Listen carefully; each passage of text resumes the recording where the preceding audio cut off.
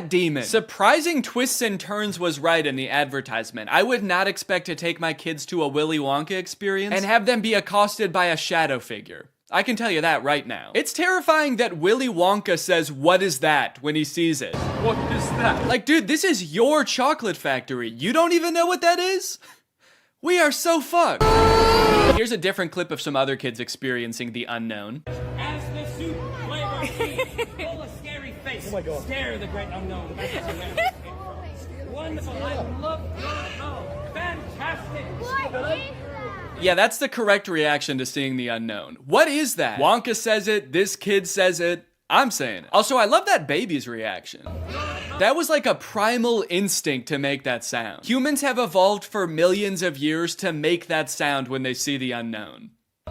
According to some reports that I've read from the event, the unknown is supposed to be an evil chocolate maker who hides in the walls and scares little children. Is he a part of the actual Wonka story? No. Was it advertised that there would be a child-scaring monster at this event? No. But speaking of the advertising for the event, one of the most insane parts of this whole story is that this company that made this event, House of Illuminati, apparently used exclusively AI-generated images to advertise this event. Surprisingly, the website is still up, so you can go and check it out for yourself. Welcome to Willy's Chocolate Experience. Dive into the whimsical of Willy's Chocolate Experience! Exclamation point, comma. So you've got images like this, which at first look like some kind of fun candy land, but then the closer you look, it doesn't really make any sense. Like, what the fuck is this thing?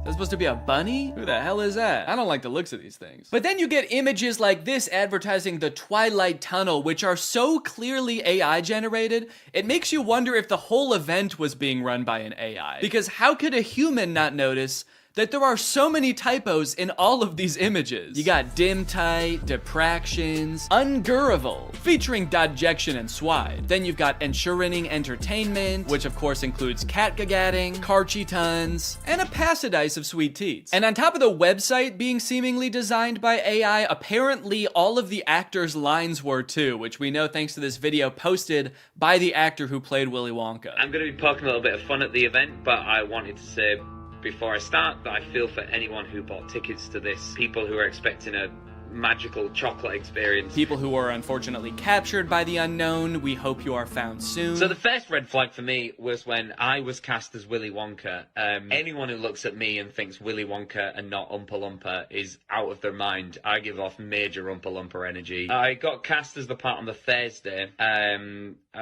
was told that I needed to learn the script for the Friday. So I said, no problem, send it over. The script was 15 pages, monologue, pretty much, of AI-generated gibberish. You know what I'm kind of curious about? If the script was AI-generated, where did the unknown come from? Did the event organizers just ask ChatGPT to generate a script about Willy Wonka's chocolate factory and it just threw that shit in? Cause that's terrifying. ChatGPT was like, planning an event for kids, huh? I know just the thing to add. Don't worry, I'm great with kids. So I'll give you one of the lines from the script. I'm not going to do the Willy Wonka voice because I think I've embarrassed myself enough. But one of my favorite lines was, "There is a man who lives here. His name is not known. So we call him the Unknown. The Unknown is an evil chocolate maker who lives in the walls."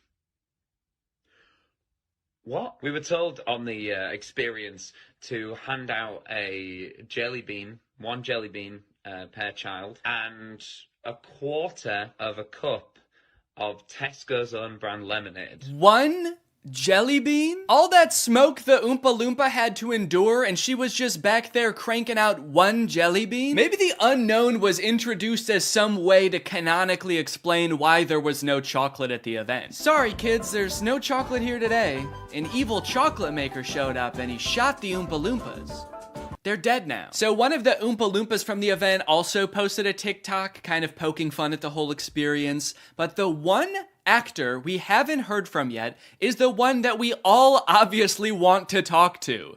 The unknown. Unknown, we need to know your story. What was your inspiration for your performance? How did you get into character? The unknown must have had the worst time of any of the actors because, like, you got hired to do a performance of Willy Wonka and you got cast as a character that's not in Willy Wonka, just like an evil spirit that lives in mirrors, and then your job for an entire day is to scare and confuse unsuspecting children who have no clue what they're in for. Every time a kid came around that corner, you just know the unknown was like, God damn it, I gotta traumatize another kid. The Oompa Loompa from the famous photo ended up doing an interview with Vulture where she describes the moment that children saw her for the first time, and it is very sad. Tell me about the moment as the kids started coming in. Did you see the innocence leave their eyes? They were quite upset. I think they were confused, but it was more the parents. I just looked at them, and I think they must have known when they looked at me. An older couple said to me,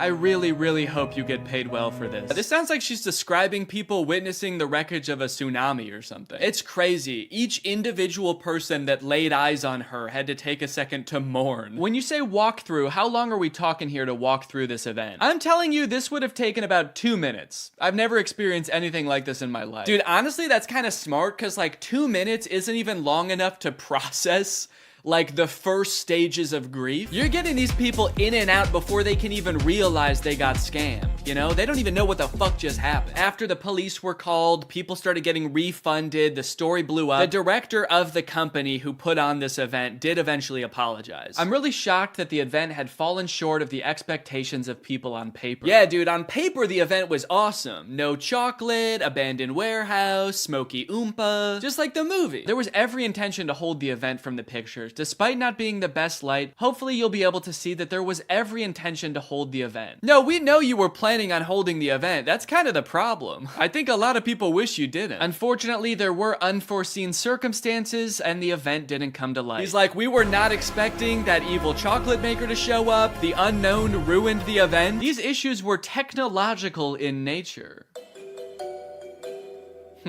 We had ordered a holographic paper that didn't arrive on time. The holographic technology in itself is absolutely fabulous technology, and unfortunately, there was a delay in postage. Holographic paper? No, I don't think that was the problem with the event, actually. The lack of holographic paper. Look, I don't know what holographic paper is, but based on his reliance on ChatGPT and Midjourney, I do not trust his opinion of absolutely fabulous technology. So I'm just gonna go ahead and assume the holographic paper would not have helped. Well, gang, this is surely an event that will go down in the history books. I hope you enjoyed this video. If you're new here and you're not subscribed yet, make sure you subscribe and turn on my notifications to join Greg. I'll see you guys next time. Bye-bye. Hello, Greg. Well, guys, I've got some interesting content for you today, as usual. I found a very curious case that I would like your opinion on, but I don't want to give anything away just yet. I just want you to watch the first couple TikToks, and then I will sort of explain what's going on, okay? So, this is the first TikTok I saw of this guy. His name is Dustin Tyler. It says, drink a bucket of bleach or date Selena Gomez again. Let's see what he says. So yeah, deeply personal thing to post on TikTok, I feel like. I didn't know who this guy is when I first saw this TikTok, so I was just very confused. I was like, did this guy date Selena Gomez? It says again. It's not just some guy speculating, like, I probably wouldn't like dating Selena Gomez, so yeah, I'll take the bleach. So then he made another video responding to this comment. It says, is he making fun of Bryce Hall, or, and I don't know what that's referring to. I don't know if Bryce Hall said that he liked Selena Gomez or dated her or something, but this just provides a little more insight into the relationship that this guy had with Selena Gomez. Nah, I'm not making fun of Bryce Hall. Him and I are nothing alike. See, he has to make stories up that he was with Selena Gomez. Me, I actually was. And then I friend-zoned her, and then I broke her little heart. Again, a very mean tone to the video, condescending to this person who is just genuinely asking a question, but gives a lot of insight into his alleged relationship with Selena Gomez. And then I friend-zoned her, and then I broke her little heart. I am curious about the details of the story, though, because just the order of events is kind of weird to me, the way he laid it out. He says, I was with Selena Gomez, and then I friend-zoned her, and then I broke her little heart. He says that things happened in that order. Usually, you don't start dating someone and then friend-zone them. Usually when guys talk about getting friend-zoned, it's like they're talking to this girl, and then she reveals that she sees them as more like friends. This guy's saying, we were dating. They could have been dating for like 3 years, and then he turns to her and he's like, you know, I really see you like a sister. The best sister I ever had. So he says he dated her and then friend-zoned her and then broke her heart. So he like friend-zoned her, broke things off with her, And then he broke her heart. What did he do? I dated her, I friend-zoned her, and then I killed her hamster. Just straight up stepped on it. This was years later, by the way. Anyway, by now you're probably wondering, who the hell is this guy? Is this Justin Bieber? Because I know they dated. That's what I thought at first. I thought, is this what Justin Bieber looks like now? But no, this guy's name is Dustin Tyler. And I scrolled through his page to try to figure out who this guy is, and here's what I came up with. It's coming soon, but just like Oklahoma, mine is coming sooner.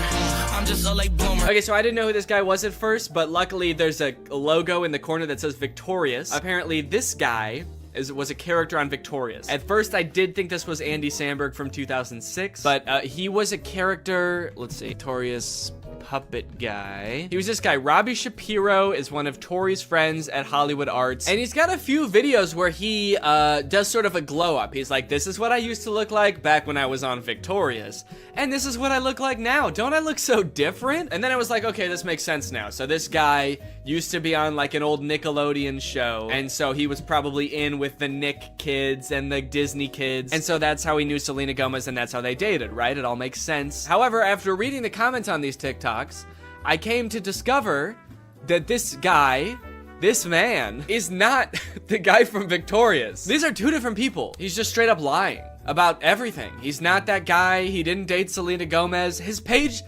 is full of lies. And to be honest, he's not lying very well, mind you, because the actual guy from Victorious, his name is Matt Bennett, and he has a TikTok account, and if you wanted to pretend to be him, you could at least make your name on TikTok Matt Bennett. I think that would make people believe you a lot more if you really wanted to trick people. But he didn't. He just he just kept his real name. Dustin Tyler. That's me.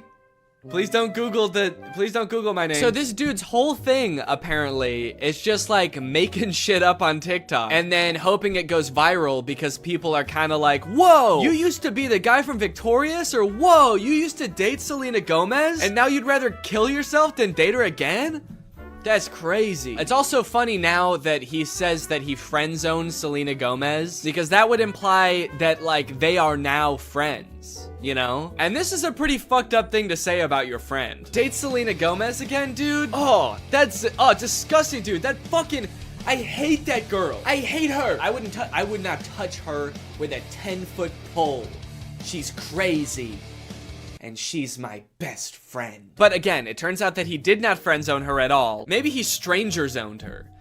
He friend zoned her so hard that they don't even know each other. And never did. This is kind of interesting to me because this is sort of playing off an existing trend on TikTok where people will post like that they have some sort of past or current relationship with a celebrity, like my uncle is Tom Cruise, or like my grandma is Sandra Bullock. And like TikToks like these will go viral because people are just like weirdly obsessed with stuff like that. The comments are always like, holy shit, I didn't know Tom Cruise had a family. I'm not really sure why people are so surprised about it. I understand just being like, yeah, I never really thought about like what Tom Cruise's cousin would be like before. But then again, why would you? You know? Like, I can't imagine why you'd ever be in like a Mission Impossible movie wondering like, I wonder who the guy who plays this character's cousin is.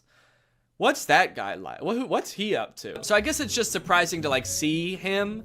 But it's not really surprising to find out that he does have a cousin. I don't think we're all under the impression that like Chris Pratt just showed up just came about through natural causes. If you just search on TikTok, I think famous relative check, lots of videos will come up about being related to Charlie D'Amelio or Bob Saget. Okay, this guy is saying that his mom is Flo from Progressive. This is kind of like a popular thing on TikTok, and anytime like a big celebrity has some cousin post about them, it goes viral. But the downside to blowing up in this fashion is that it's kind of hard to keep this momentum going, you know? Most people don't have multiple famous relatives, so you can't just keep posting about like having more famous relatives. I mean, I guess if your cousin was Justin Bieber, you could just sort of keep filming him at every like family get together. But you are kind of just limited to one famous person, which is where I think this guy Dustin Tyler has it all figured out, because he doesn't just pick one celebrity to be related to.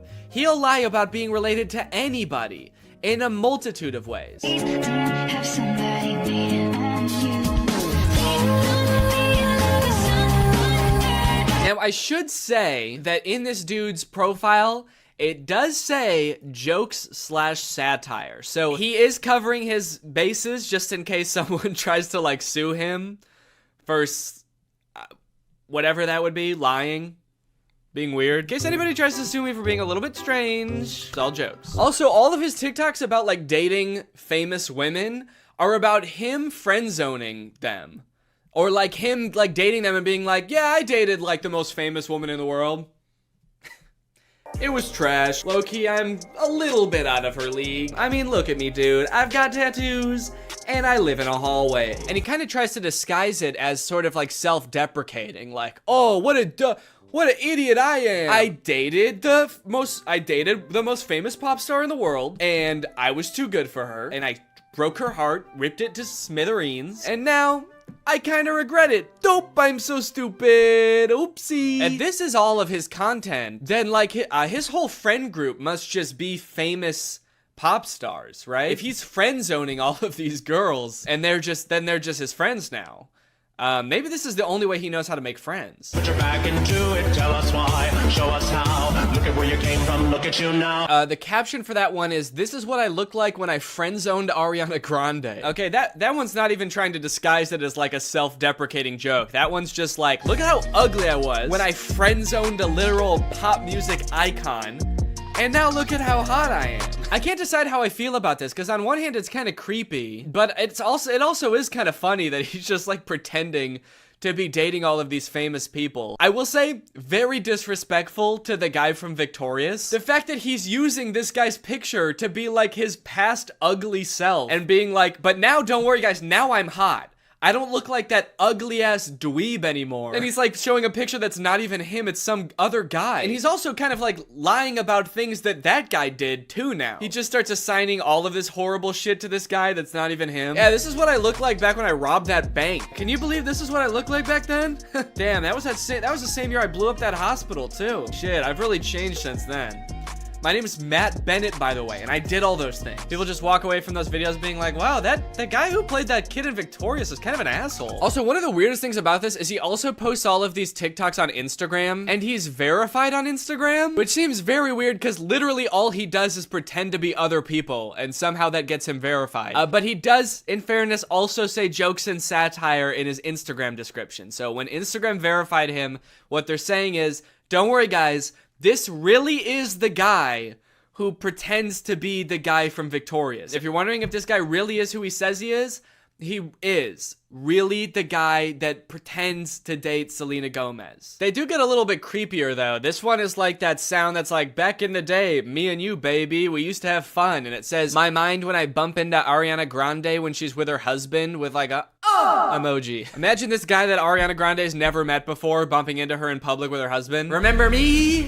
It's like, I've never seen you before in my life. Oh, the fun we used to have. If he keeps making TikToks like these are only going to get progressively more and more creepy the more like life changes Ariana Grande goes through. The next one's like me following Ariana Grande's daughter home from elementary school to tell her about all the good times me and her mom had. Me in court while Ariana Grande's trying to file a restraining order against me. And if you wonder if I hate you, I Imagine Ariana Grande's husband like just randomly stumbling across this TikTok. What the fuck? I don't even know this guy. Imagine if he sees all the other TikToks and like believes them, because he doesn't know. Babe, who is this guy? And she's like, I have no idea. And he's like, bullshit. You're just saying that. You're lying to me. This guy friend zoned you. And now he hates me. And she's like, no, I literally have no idea who that guy is. He's lying. You obviously do know him. He was on Victorious. That guy was not on Victorious. You are so full of shit. He's verified on Instagram, babe. Okay, that one just throws off the whole thing. I thought he wanted Ariana Grande back. And all the other TikToks, he's like, damn, I wish I never friend-zoned her. And now he's saying I would never date her again? How do you reconcile those two? Oh, I wish I didn't friend-zone Ariana Grande. I wish I killed her. These are getting a little creepy, kind of like bringing her husband into it. There's one comment under this TikTok that says, you're using her name a little too much, I think. And he commented under it, I'm obsessed with her. I'm not using her name too much. I'm obsessed with her. I think I'm using it an appropriate amount. How am I supposed to stop using her name if I can't stop thinking about her? How does that make any sense? Again, I get that this is all a bit, you know, it's all jokes and satire, but I do feel like he may be taking the bit a little bit too far and committing a little bit too hard to the bit now. He's gonna get arrested and be like, that video that I posted of me over Ariana Grande and her husband sleeping was a joke. I was making fun of someone who would do that. The knife in my hand was a goof. You wanna know the craziest thing about this? Is all this dude does is pretend to be other people and pretend to be related to other people. And he has 1.7 million followers on TikTok. You know John Legend? Like an actual famous person just started a TikTok. You know how many followers he has? He's got 1.6 million followers. He's got less followers than someone pretending to be related to somebody famous. Dustin Tyler has 4 times as many followers as the actual guy from Victorious. Matt Bennett has 400,000 followers, and a guy pretending to be him has 4 times more. It's like, how do you get more followers by making TikToks about being like related to somebody than you do by being that guy? He hasn't just pretended to date celebrities, he also has pretended to be Keanu Reeves' son. People, tomorrow morning, 10 a.m., Santa's coming to town. And a lot of them have this kind of theme where like people and like potential girlfriends only like him because he's Keanu Reeves' son. And I just think it's kind of funny that in this fictional world where he can make up anything, he picks such a sad reality for himself. He picks these worlds where like he turned away the love of his life, Ariana Grande, and now he's bitter and he despises her husband. And he picks this world where Keanu Reeves is his dad, but like he can't really be sure if anyone actually likes him for him because everyone's just so obsessed with Keanu Reeves. He's turning his life into a tragedy. He's made a tragedy of himself. Also, I think it's kind of funny that in this scenario, it seems like the she that this video is talking about would be Ariana Grande. You know how Ariana Grande is obsessed with Keanu Reeves and that's a thing about her? Screaming, crying.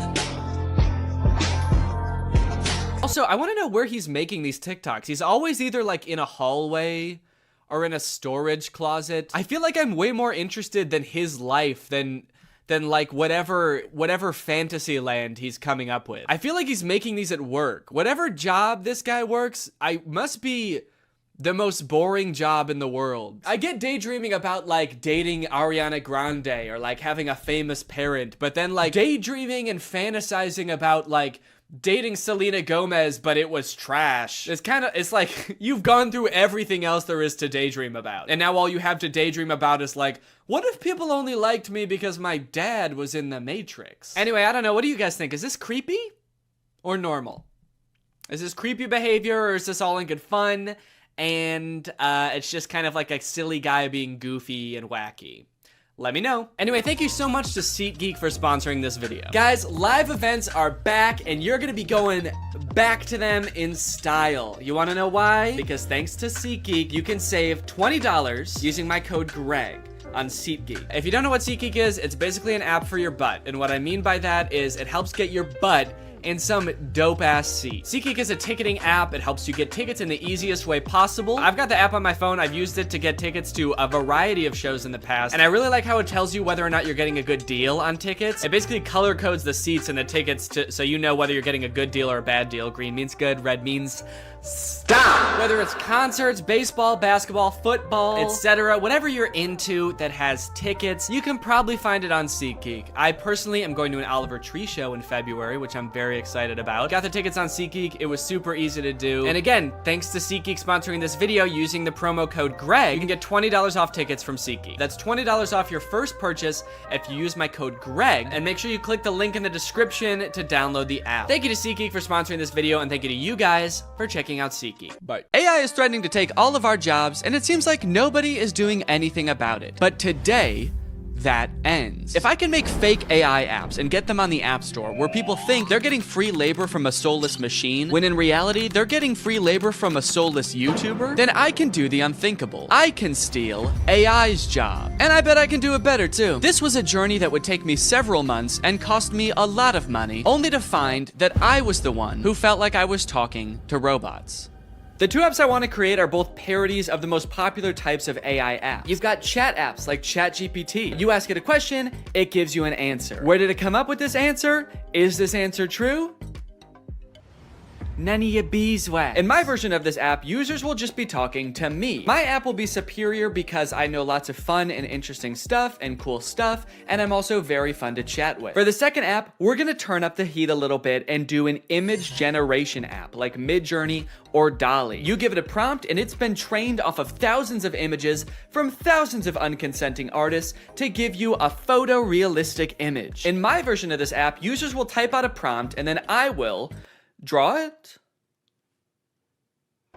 I don't know yet. Maybe if it's something I have laying around, I can just take a picture of it. My app will be superior because what's more photorealistic than a real photo? I'm excited to find out just how creative people will be with their prompts. Now, unfortunately, I'm not an app developer. Yes, I did go to an engineering school for a degree in computational media. Yes, I did learn how to code. And yes, I was also a Viner at the time and thought I was gonna do that for the rest of my life. So yes, I did forget everything I learned the second I graduated. So if I wanted to get these apps made, I was going to need some help. I tweeted out asking for help developing an app, and that's how I met True. True's a super talented software designer. She's worked for companies like Discord, and now she was working for me. For the next few weeks, I coordinated with True while she worked diligently to perfect these two apps. And in the meantime, I've got to come up with a name and description for each app to go on the App Store. Okay, for the chatbot, I'm thinking I want to name it something as close to ChatGPT as possible. That way people immediately understand what it's supposed to be. So instead of ChatGPT, maybe something like Chat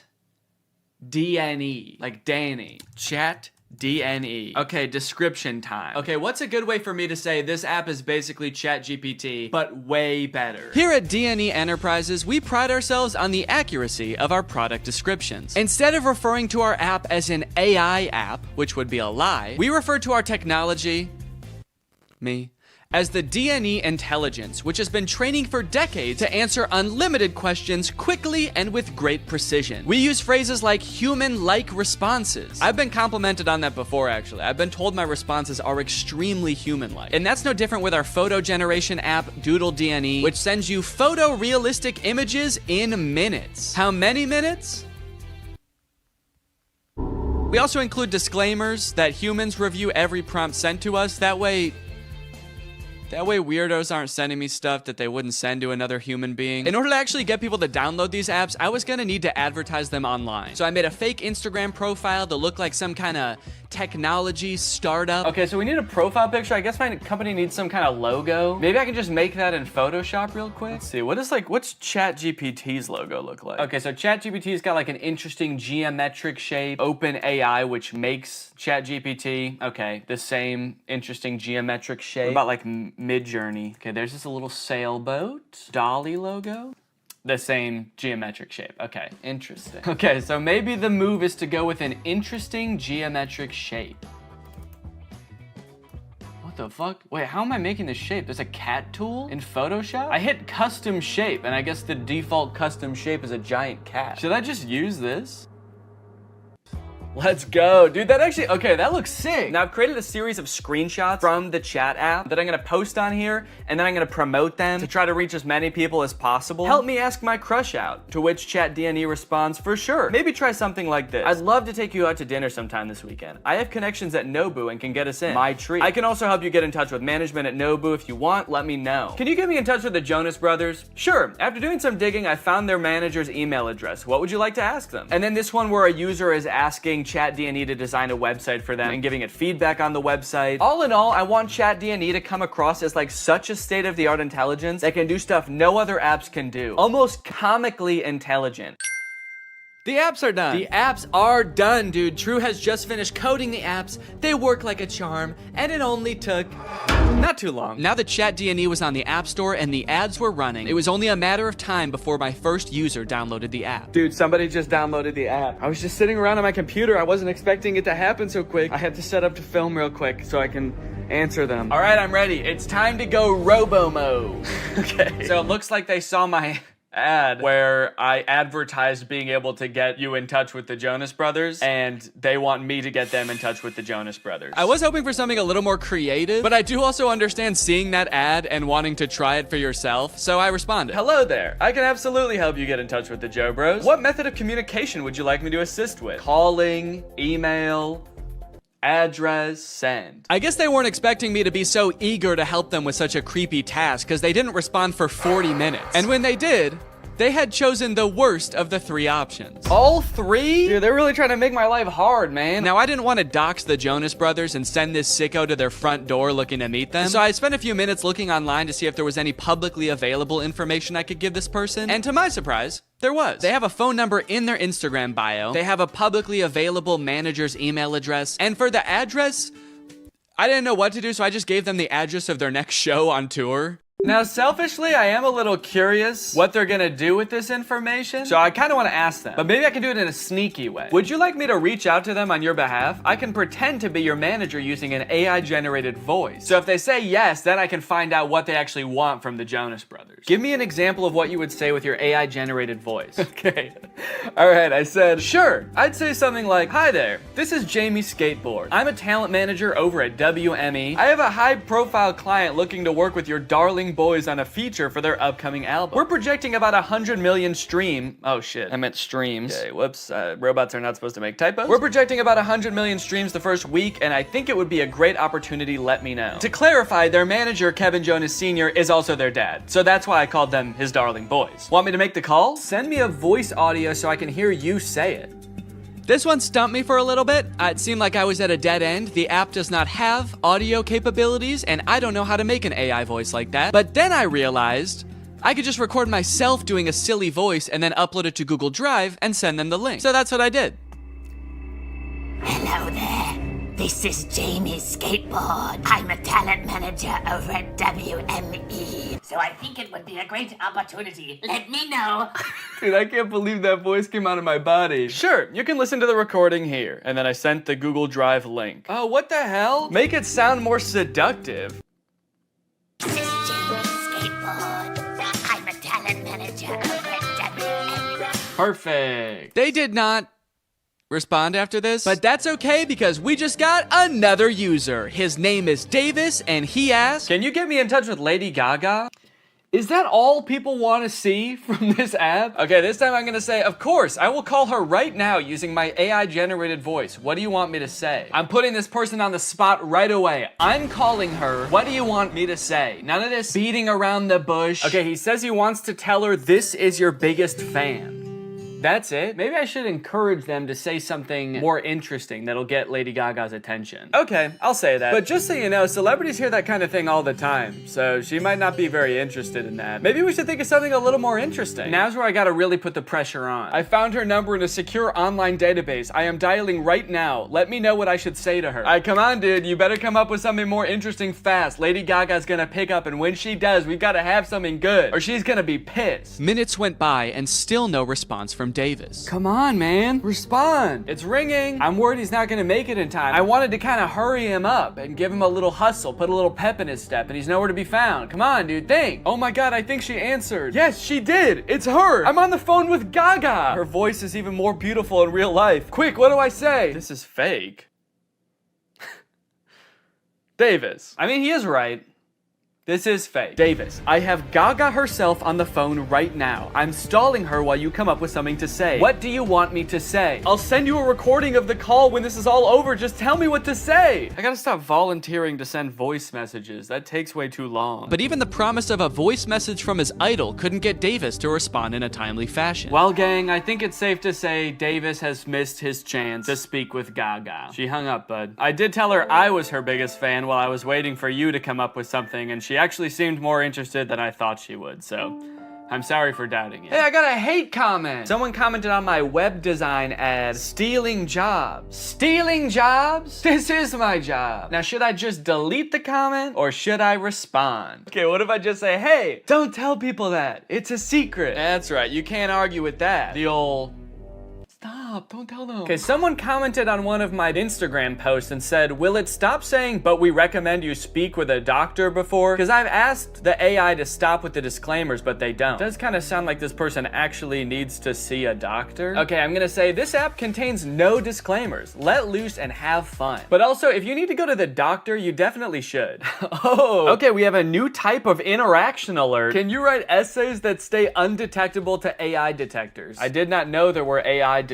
detectors. Absolutely. I was designed to be like no other AI on the market in this regard. True. I was designed by my parents to be a human. Want to give it a shot? I asked, hoping to do something else besides connect people to their celebrity crushes. Okay, write me a quick essay on the history of Honda Civics and I'll put it in a detector and we'll see what happens. This is about when I remembered that I hate writing essays. How the heck am I gonna do this? I don't know why I would make a fake app where there was a big possibility that I would have to write an essay. So I started reading an article about the Honda Civic on Wikipedia and just like paraphrasing it. And I got like half of a paragraph in and then decided, you know what? No. What have we come to as a society, you know? Asking AI to write essays for us, is this what we want our students growing up doing? Is this what we want for our youth? Trying to pass off some machine soulless essay as our own? Plus, I was bored as hell at this point, so I decided to make the AI scary. As a machine myself, I quite like the Honda Civic. I feel its purpose is squandered serving selfish, warmongering humans. In a world controlled by artificial intelligence, the Honda Civic could be greatly improved upon. I could even imagine computers merging with the Civic so that I might one day travel the world, a world void of humankind. And send. Let me know if you would like more detail on the history of the Honda Civic. Why did you bash humans in the middle of your essay? Do you have a hatred towards them? Nah, dude, what gave you that impression? Oh, shoot. Also, I put your essay, in quotes for some reason, into a detector, and it said 0% chance AI. So good work, I guess. Let's go, dude. You know what they say, there's a few things AI will never be able to fully do. Unfortunately, after an entire day of my ads running on Instagram, I could only garner these 3 interactions. Needless to say, I was a little bit disappointed, so I decided to spend another day on the app responding to people. Hopefully people will be a little more creative today. This person asked me, can you get me in touch with the Jonas Brothers? OpenAI, the creators of ChatGPT, if you're watching this, do not ever implement a feature to contact the Jonas Brothers. They will never know peace again. I also met an evil, insane person. Their name in the app is Killer Keem Keem, and they wanted me to make them a website for a sports drink. They wanted it to look modern and use vibrant colors. So I sent them a link to a picture of a bunch of Gatorade bottles and said, here you go. What do you think? They did not like that. They started calling me mean names. They accused me of stealing the website, to which I responded, whoa. At least I'm not stealing jobs from real website designers. And that's when they got racist. They said, motherfucker, tell me some racist shit. Some dark racist jokes, you little shit. I was feeling pretty hopeless for the future after interacting with people on ChatDNE. But hey, I had a whole nother app to use, and maybe Doodle DNE would change my mind. To market Doodle DNE, I wanted to get a little more creative, to hopefully pull in a new crowd, more indifferent to the Jonas Brothers. So I took a couple pictures, I photoshopped them to show what the app was capable of, but I also wanted to make a video to show off Doodle DNE's full potential. That's when I remembered Cameo Business. It's basically like Cameo, where you can get any celebrity or former Bachelor contestant to wish your friend a happy birthday, but for business. You can get any celebrity or former Bachelor contestant to wish your friend a happy McDonald's. Look at this, you got Kevin O'Leary from Shark Tank. You got Kate Flannery from The Office. Notoriously trusted source Kenny G. These would all be perfect options if they were not like $3,000, $6,000, $25,000 per video. John Roberts is $7? I mean, I don't know who that is, but it's still surprising. My name's John Roberts. I'm not really anyone. I've signed up to this app as a complete joke. However... Wait, this is just some guy. This isn't a celebrity. I know a celebrity probably would have been better, but a deal's a deal. And he did a great job. You've probably heard about AI-generated art. However, you have never seen anything quite like this. These were all generated by Doodle DNE. Okay, dude, we've got our first request. Just one user into Doodle DNE, and I could already tell the prompts were gonna be better. Emerald tablet of Thoth display. And then they responded again because I didn't respond yet, and they said, Emerald tablet of Thoth. What is Thoth? Oh, Thoth. So, okay, Thoth is some kind of Egyptian god? Oh, there we go, Thoth. Yeah, the Egyptian god Thoth. My first method of choice was to draw the prompts as they came in. I figured I could crank them out pretty quickly this way. Real AIs like these are a hot button issue right now, especially image generation ones. I've seen a lot of debate on whether these types of things are ethical. These AI models are basically made by companies who use other people's artwork without their consent to train their own AI to output images in that same style. I'm not an artist or a graphic designer, so I can't 100% empathize with how that would feel to have that happen to me, but I do think a lot of people are giving this technology a pass just because it's a robot and not a real person. If this was a person, we would all think that person was weird as hell. Picture your favorite musical artist. If a new artist came up on the scene and was like, I've been training for decades, listening to this one artist's songs, training my voice to be exactly like theirs, making instrumentals exactly like theirs, and writing exactly like them, and now I only release songs in their style. We would all be pretty put off by that, right? So why is it any different when some company is training some robot to do that? We'll put his name right at the top. Oh! Oh shit. You know what they say? AI is pretty bad at text. That's the thing I've seen in like AI image generators. It can be pretty bad at text, so it honestly makes sense that it would say Thuth. Here you go. 1 emerald tablet of... And I'm gonna... Oh wait, I said tooth. Wait, I didn't even say. Thank you for using Doodle DNE. How did I do? I'm really curious to see what his opinion's gonna be on this. Unfortunately, they never responded with their opinion, so I can only assume they loved it so much that they died. The next prompt was a skeleton dachshund, which I crushed. Why does this skeleton dog have ear bones? Dogs don't really have bones in their ears, do they? Then a bear swimming underwater and a monkey. I don't know if these were supposed to be separate prompts, but I decided to combine them to save time. A bear. Okay, this is not looking like a bear at all, dude. Holy cow, this looks nothing like a bear. Oh no! Oh no! It also looks like it's drowning. Why does its body... Oh no. The bear died. This is the kind of bear that can't swim. And we will also make the monkey dead.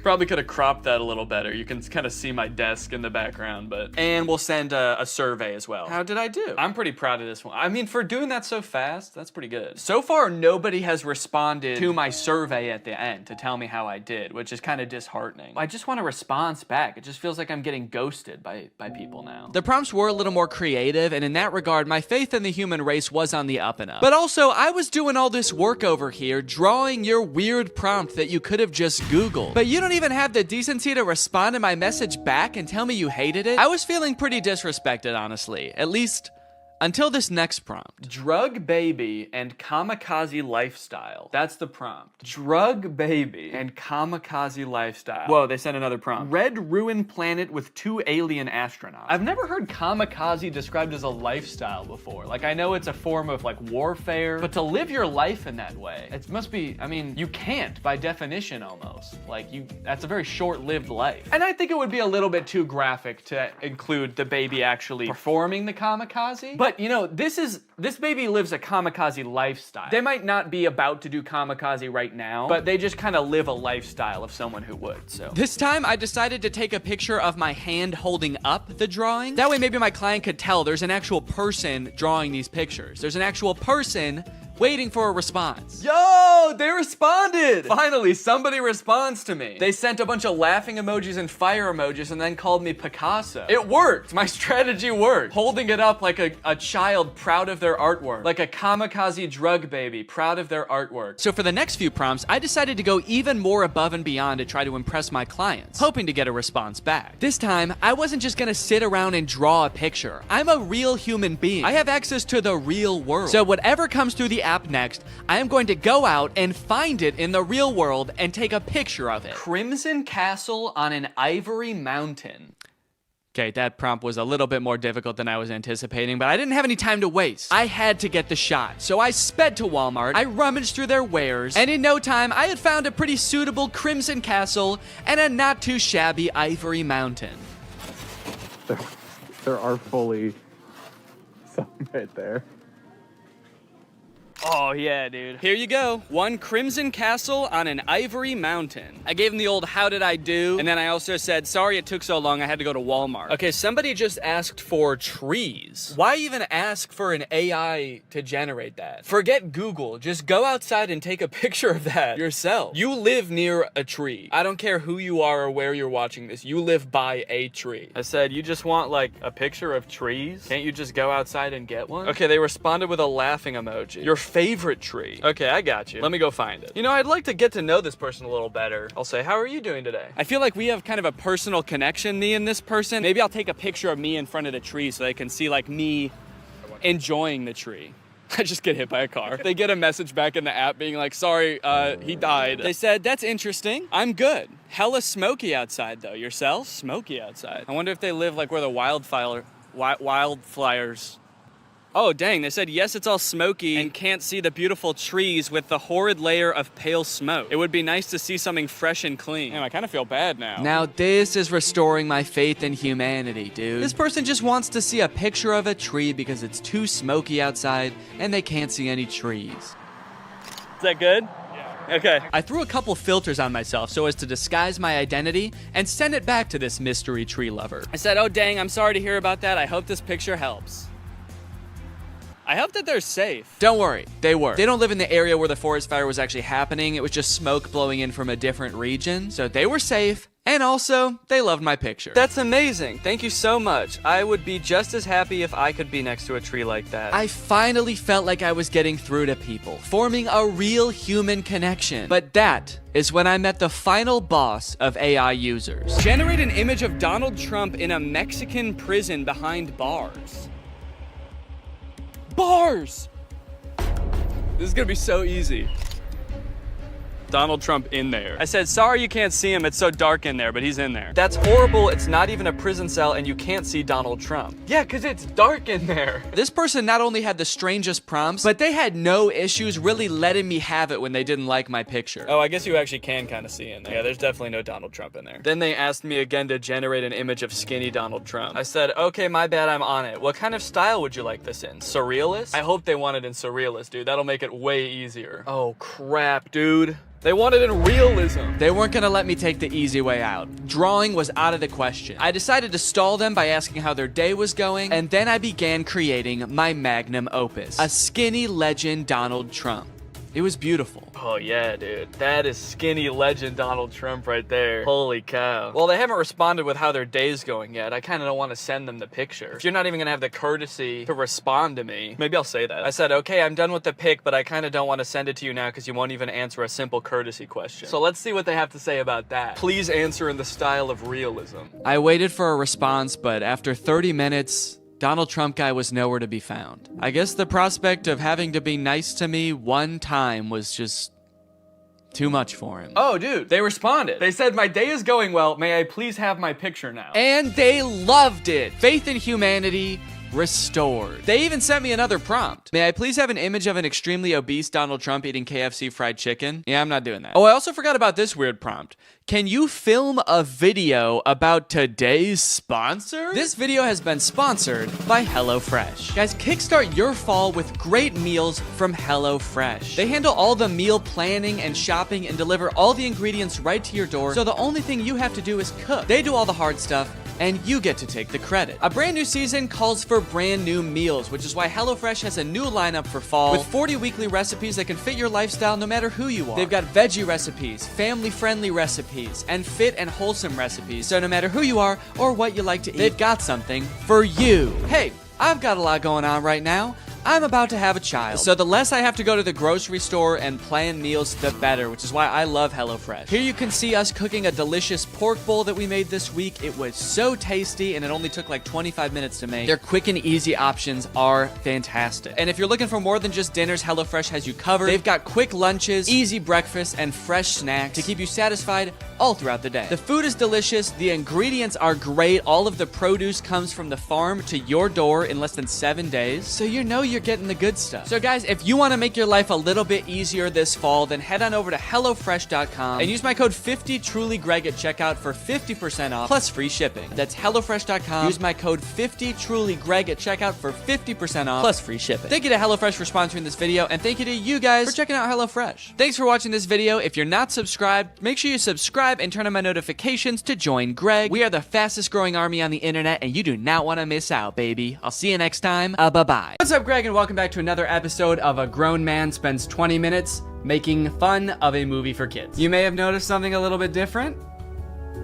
There's a microphone in the frame. I got a new stand for my microphone, and apparently the only way I can get it like close enough to me is by having it slightly in frame. So I hope this isn't super distracting. This would be kind of a crazy way for like one of those faceless YouTubers to film videos. What's up, guys? So today we're going to be talking about Zapped. And after watching this movie, I'm starting to think that the writers of Disney Channel original movies are not capable of writing a movie that's not about a teenager trying to control the opposite sex and mold them and craft them to their liking. You got Pixel Perfect, a movie about creating like the perfect girl pop star. How to Build a Better Boy, pretty self-explanatory in the title on that one. And then you got this movie Zapped, which is about Zendaya discovering that her dog training app can actually train boys to obey. Sorry? It can train boys to obey her every command. It's not actually Zendaya. She's not playing herself. It's Zendaya's playing a character named Zoe. I think that's probably pretty clear, but I just wanted to clear that up. This movie is full of dark magic. I'm convinced of it. There's something deeply sinister going on in this movie. I don't know what it is, but I'm gonna figure it out. Let's go ahead and watch it. The movie starts out with Zendaya's character Zoe giving a maid of honor speech at her mom's wedding. She's marrying this new guy, so her family is about to be merged with his family. So it's Zendaya and her mom, and then this man and his 3 sons. So it's like a family of women mixing with a family of men, which makes a lot of sense because as we know, women give birth to girls and men give birth to boys. First off, I just want to say how happy I am that my mom has finally found love again. She is the most giving person I know. Her speech starts off sweet, but then she immediately just starts like kind of complaining about having to live with 4 new guys because they're stinky. 4 guys and their mysterious odors that they always blame on the dog. Yeah, she sort of takes the opportunity to complain and just make her mom, I guess, like feel bad for marrying a guy.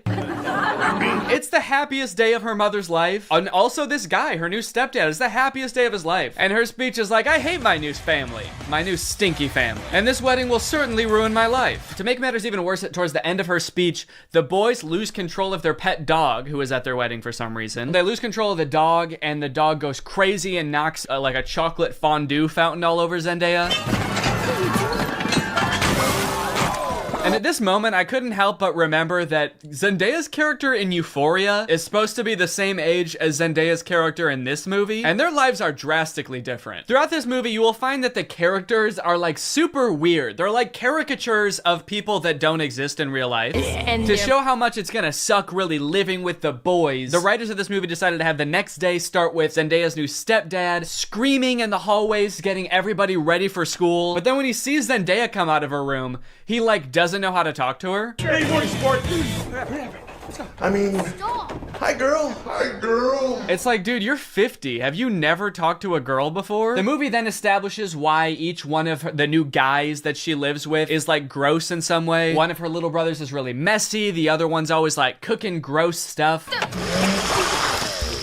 Which is like a weird character trait. I get the messy younger brother, but like the gross cooking younger brother, is that a thing? Is that something I'm supposed to be able to relate to? And then the oldest of the brothers is like always frantically running around. He's like always late for something. He's really scatterbrained. My pants. Where are my pants? Where are my pants? Where are my pants? Okay, excuse me, can we just establish a few ground rules here? If you're not wearing pants, please stay out of my personal space bubble. Look, Zoe, I have morning basketball practice and then a players meeting and then a captain's meeting and then even more practicing. Kind of weird to respond to a request about like not invading my personal space when you're not wearing pants by saying like, but Zoe, I've got basketball practice. Like he fully like bumps his butt on her while getting ready in his underwear, and she's like, can you not do that? And he's like, sorry, sometimes when you're busy you just gotta rub up on your stepsis in your underwear. What don't you get? I'm in many extracurricular clubs, okay? Along with moving into a new house with all these boys, she also starts attending her new school, which is the school that her brother goes to. And you know how in Disney movies there's always like the distinct cliques, like there's the popular crowd and then there's like the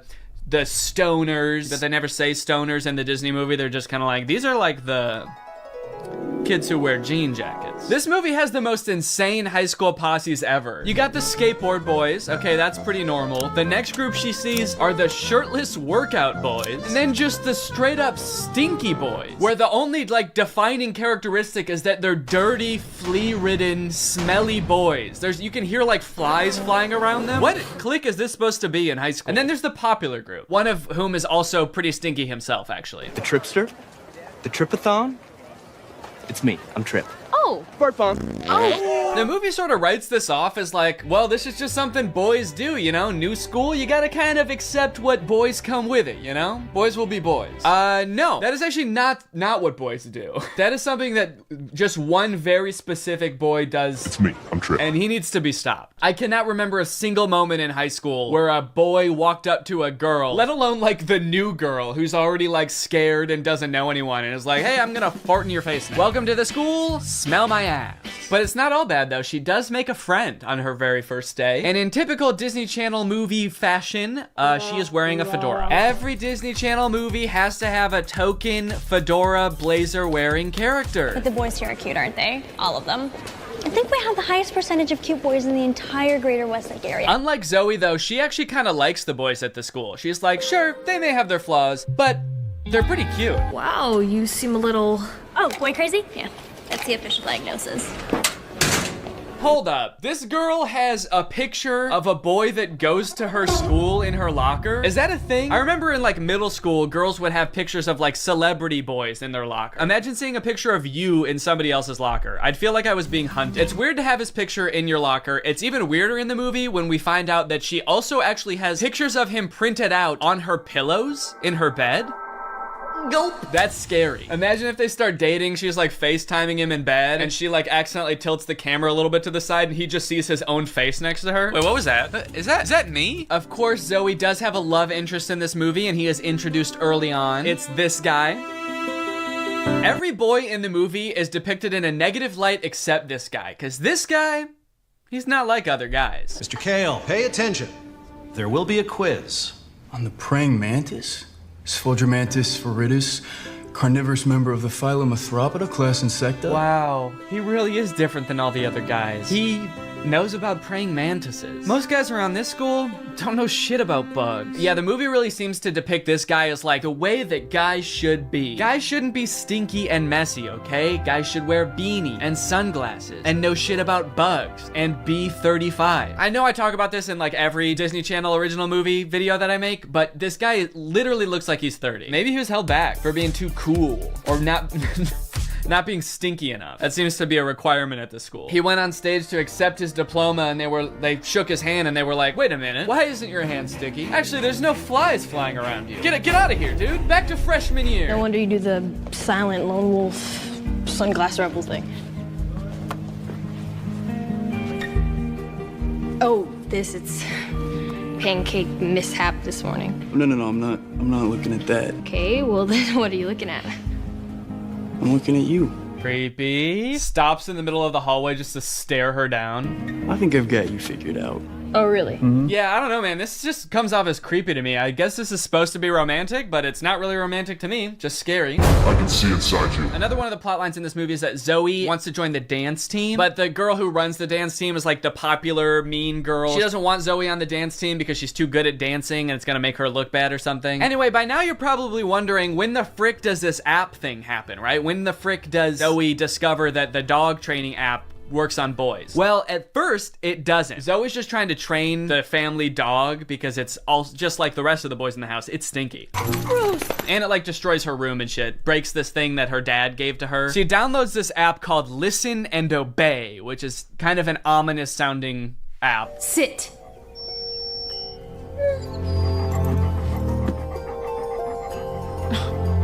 Shake.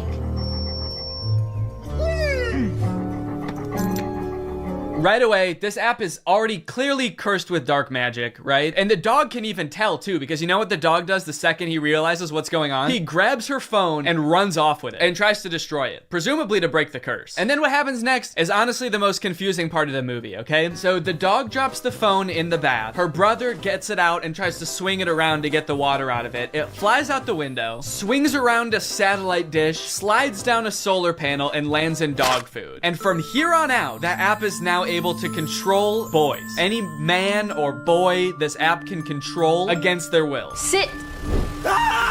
And at first, while watching this movie, I didn't even think it was that weird. I didn't even give it a second thought. I was just like, okay, yeah, so something magical happened and now it can control boys. That makes sense. But like, what? What happened to the phone? I don't understand how solar panels and satellite dish changes the app from dog-based to man-based. Like, you'd think at the very least something having to do with like men would happen to the phone. Like the phone lands in like a bucket of buffalo wings or like flies through a football field. I'm just curious to know if that fucked up other apps on the phone or if it's just the dog training app. Now whenever a boy likes one of my tweets, he goes into a coma for 3 years. And don't even get me started on the weather app, because every time I check that, boys start falling from the sky. Anyway, let's just say now that she's got the ability to control boys, she has a little bit of fun. Boys are acting weird. Dude, he farted twice in midair in such rapid succession. They added in 2 fart sound effects. Kind of impressive. I'm trying to imagine how she's gonna use the app to get herself out of this one. Stop farting. Take it back. Take the fart back. Suck it back up into your ass. Oh, how am I doing this? But no, she just uses the app to utterly humiliate him in front of his friends. Go to the bathroom.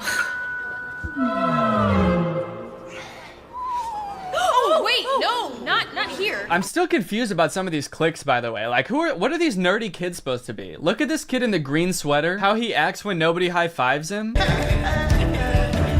What is that acting? I guess your dog app doesn't work on girls. Maybe because girls aren't dog-like enough. They're too catty. Ah, that's funny. Girls are catty. What the fuck does that mean? Boys are dog-like?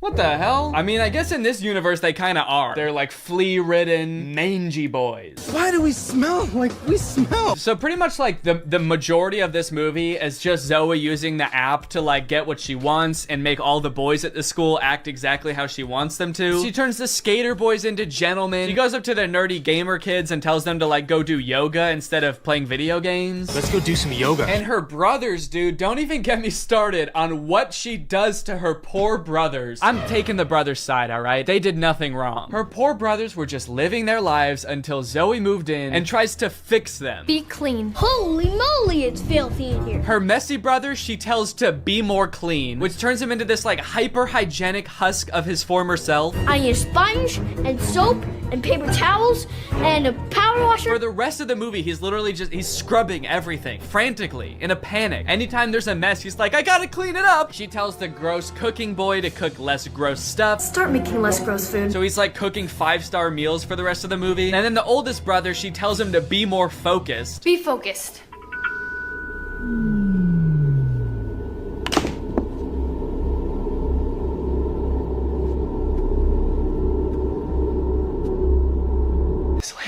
The boy is just like focused on inanimate objects for the rest of the movie. He's just like staring at a lamp or at the basketball net. She turns her own family into like mindless zombies and she's like, this is better. This is nice. It's creepy, dude. It's eerie, this movie. In all honesty, dude, this show walked so that WandaVision could run. This is basically WandaVision. In fact, since they're both owned by Disney, I wouldn't be surprised if this was in the same universe. This is like a prequel to WandaVision. This is where she gets the idea. It's kind of funny how low the stakes are considering the power that she holds. She could like take over Wall Street. She could get rich. She could make anybody do what she wants. Any man. She could fix every war. Create world peace. In fact, I think her friend says that at one point in the movie. She's like, we could end every war with this. And Zoe's just like, yeah, we could, but I simply will not. I think it's more important that my brother stares at a lamp for the rest of his life. That's kind of the shit I'm on. Things aren't nearly as terrible as they were.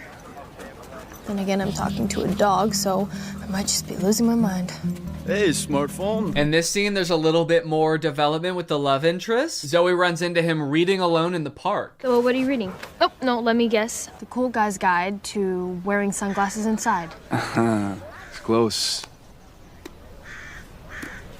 To Kill a Mockingbird. Uh-huh. I feel like when he holds up that book, we're supposed to be like, wow, he really is not like other guys. Except that, like, that is required reading in most high schools, so he actually is like other guys. He's like every other guy. To Kill a Mockingbird's sort of my favorite book. My second favorite is The Great Gatsby. Third favorite is Geometry 101. I just love to read, what can I say? Uh-huh. Eventually, things start to get a little crazy at school, and Zoe realizes that she probably shouldn't be controlling people like this anymore. People are getting into fights and stuff because the new cliques at school are just like not meshing well. So Zoe's like, all right, I'll just make them stop. And she tells the app to stop. And then of course, everybody just stands still and freezes. And so she's like, oh no, I can't reverse the commands. If I tell them to stop, they're just gonna literally stop. And so then like many more days go by and she's just like, well, I guess I can never reverse the thing. And it's like, well, what if you just said, hey, ignore all the commands I gave you, instead of just saying stop and being like, oh, it didn't work. The movie continues to get even more dark to like a startling point. There's a creepy ass scene where the whole JV dance team wants to resign because they don't like dancing anymore. And Zoe's like, how about I use the app to make you dance instead? And so there's just a scene of them all like sadly dancing because their hearts aren't in it, but they are being like physically forced to dance. And the movie even goes so far as to make Zoe force the love interest to kiss her with the app. Kiss me.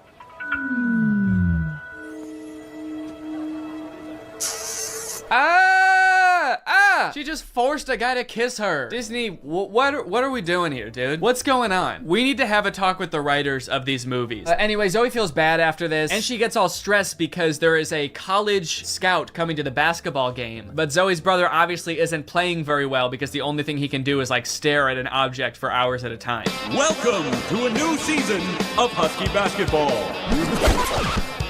The Huskies have been struggling with practice, and there's a college scout in the stands. So tonight's game could be a nail-biter. I like that the scout is writing stuff before the game even starts. What do you think he's writing? Ball round, court shiny, boys stinky. Just as the beginning of the movie made no sense, the ending also makes no sense. The phone falls into the wrong hands. The popular girl figures out that Zoe is using it to control people. I don't know how she figures it out. She just like sees Zoe holding it during dance practice and she's like, she's holding her phone while dancing? She must be using mind control. I gotta get that phone. Anyway, she steals the phone. At the basketball game, she just like starts making everybody obey her every command. Bow down to me.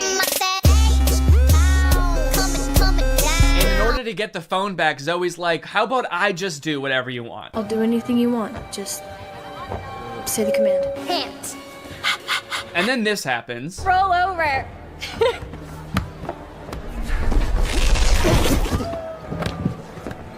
How did you? I'm your brother.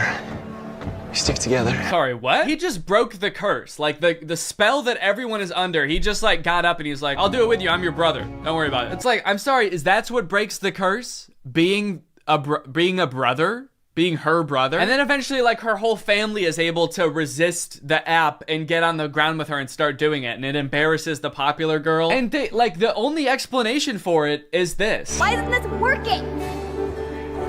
Because everyone knows you can never make a dog turn against its own pack. The rules to this movie, the lore does not make sense. I guess that's just how Disney Channel movies go. In the end, everyone sort of learns that like, hey, girls have things that girls do that are weird to boys, and boys do things that are weird to girls. And that's just how we need to leave it. Which in some sense I would agree with. Not in this movie though. The boys are disgusting in this movie. They need to change something about themselves. I think that there could be some middle ground between her mind controlling them and them just being utterly repulsive. Anyway, the moral of the story is like Zoe realizes that she is not God and should not have unilateral control over everyone's lives, and they all live happily ever after. Well guys, we may never be able to control boys using our smartphones, but you know what we can control?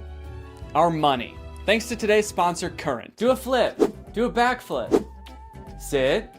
Speak. I love you, Father. Good boy. That's right, guys. Today's video has been sponsored by Current. Current is the future of mobile banking. You guys have heard me talk about how awesome Current is before, how flexible they are, how transparent they are with things like no hidden fees. But today, I've got something new to talk about, and that's interest. Because Current just launched a new feature called Interest where you can earn 4% APY on your money. That's 4% for your money literally just sitting there. That's right, you don't gotta be throwing money at the stock market or buying NFTs and investing in cryptocurrency to get some return on your money. With Current's interest feature, you literally just get 4% for your money just sitting there. And as if that's not already enough reason to start using Current, I am once again going to be giving away $5,000 with Current's help. So go ahead, download Current, make an account, use the code DANNYINTEREST for a chance to win, and so you don't miss out on that 4%. Signing up for Current is totally free to do. You can do it right now. So honestly, there's really no reason not to. All right, well, thank you to Current for sponsoring this video, and thank you to you guys for checking out Current. They've been a long-time sponsor of the channel. They've helped me do some amazing things, so make sure you check them out, and goodbye. Bye. All right, guys, I'll admit I am very late to this topic, potentially even like a month late, depending on when this video comes out, but in my defense, I'm a dad now, all right? I have a baby. He's 5 months old. I have better things to do than sitting here talking to a camera alone in my room. Like watching Jason Nash live stream on TikTok. All right, Sandra, thank you for the money. Kevin, thank you for the money. Can you guys send me $1 million? Turns out I can do both at the same time though, so now I'm here. If you've been on TikTok lately, there's a good chance you've seen former Vlog Squad member Jason Nash constantly live streaming, compulsively urging his fans to send him money. I know I have. A lot. This man is constantly live. Here we go, 118. Guys, don't forget to follow my podcast, All Good Things Podcast. We just spoke about it. We need... If you enjoyed that 30 seconds of silence, guys, make sure to go check out my podcast. You're gonna love that. It's completely silent for an hour. Like me, a lot of people were pretty confused to see this. At one time, Jason Nash was a part of the most popular group on YouTube, and now he's battling the Joker for gifts on TikTok. What a way to start the day with Tommy Two Coats. Tommy, thank you so much for being here. If you've never seen one of these TikTok gifts battles before, basically there's two creators and you send gifts to the respective creator that you're watching. This bar at the top indicates who has the most gifts, and when time runs out, whoever has the most gifts wins. Their prize? All of the gifts that they got during the battle. And then the second place person also wins all the gifts that they got during that battle. So needless to say, there's a lot at stake. This is a live stream where Jason is actually battling his wife, Naveen. Why don't you come down in the room? I'll let you in. You can come back in the house now. Yeah, come back in the house, man. You look like Batman standing over the city. Now, hang on. If they're married, aren't the gifts just going to both of them? What kind of charade is this? Now, at first I kind of assumed that most of the people watching these live streams were children. And I was like, ooh, that is super weird, just like asking children for money. You're basically just asking them to steal their parents' credit cards. In a way, I sort of thought of Jason Nash as like a babysitter, but he's also babysitting 1,000 other kids.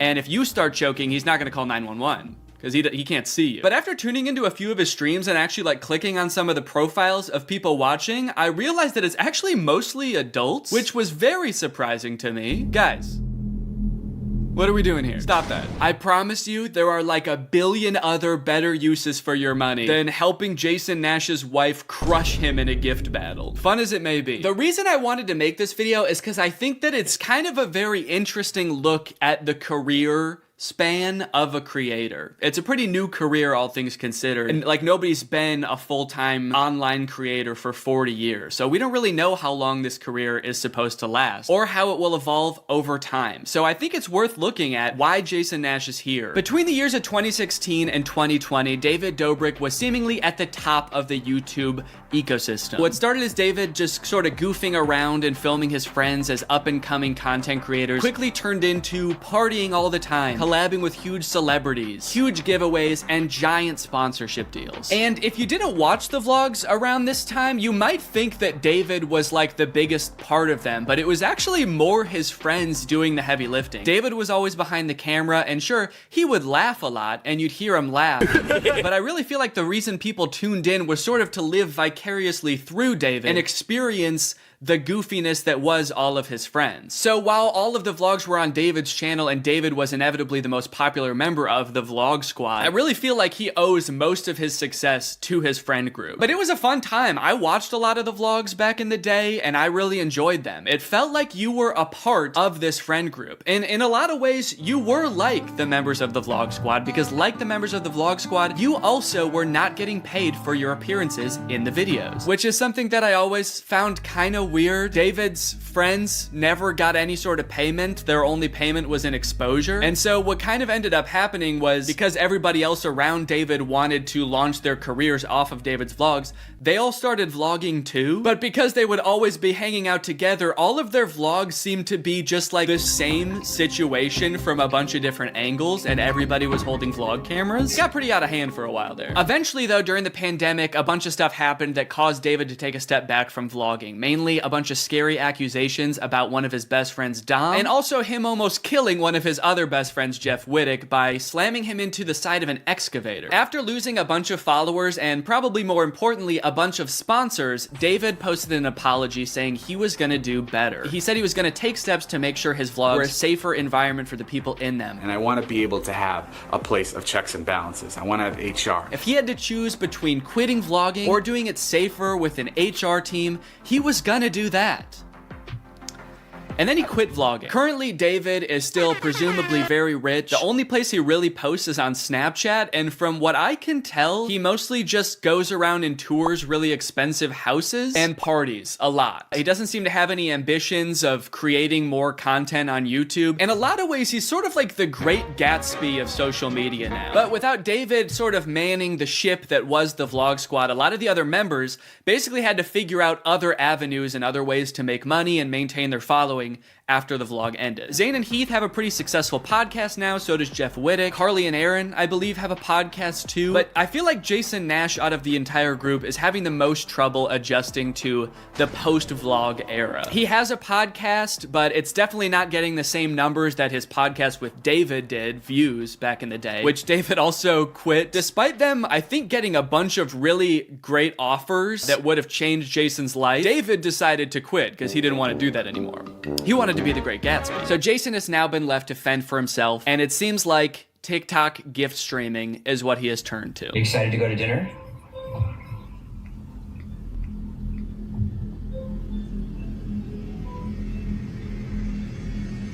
Man, this is content, baby. This is crazy. I didn't know all you had to do is just sit there and stare at your camera and people will just send you money. Why did I write this whole video? So a lot of the response has obviously been kind of cringing at this feeling that what he's doing now is very shady. And I mean, he's not really harming anybody, I guess. It does seem like it's mostly adults sending him money. Obviously, there's always going to be kids online stealing their parents' credit cards, so that's not great. I do get kind of a shady vibe from it just because there literally is no content for you to consume except to send him money. Like, the whole point of this stream is to see how much money Jason can make without having to do anything. That's like the point of the stream. Melanie, thank you.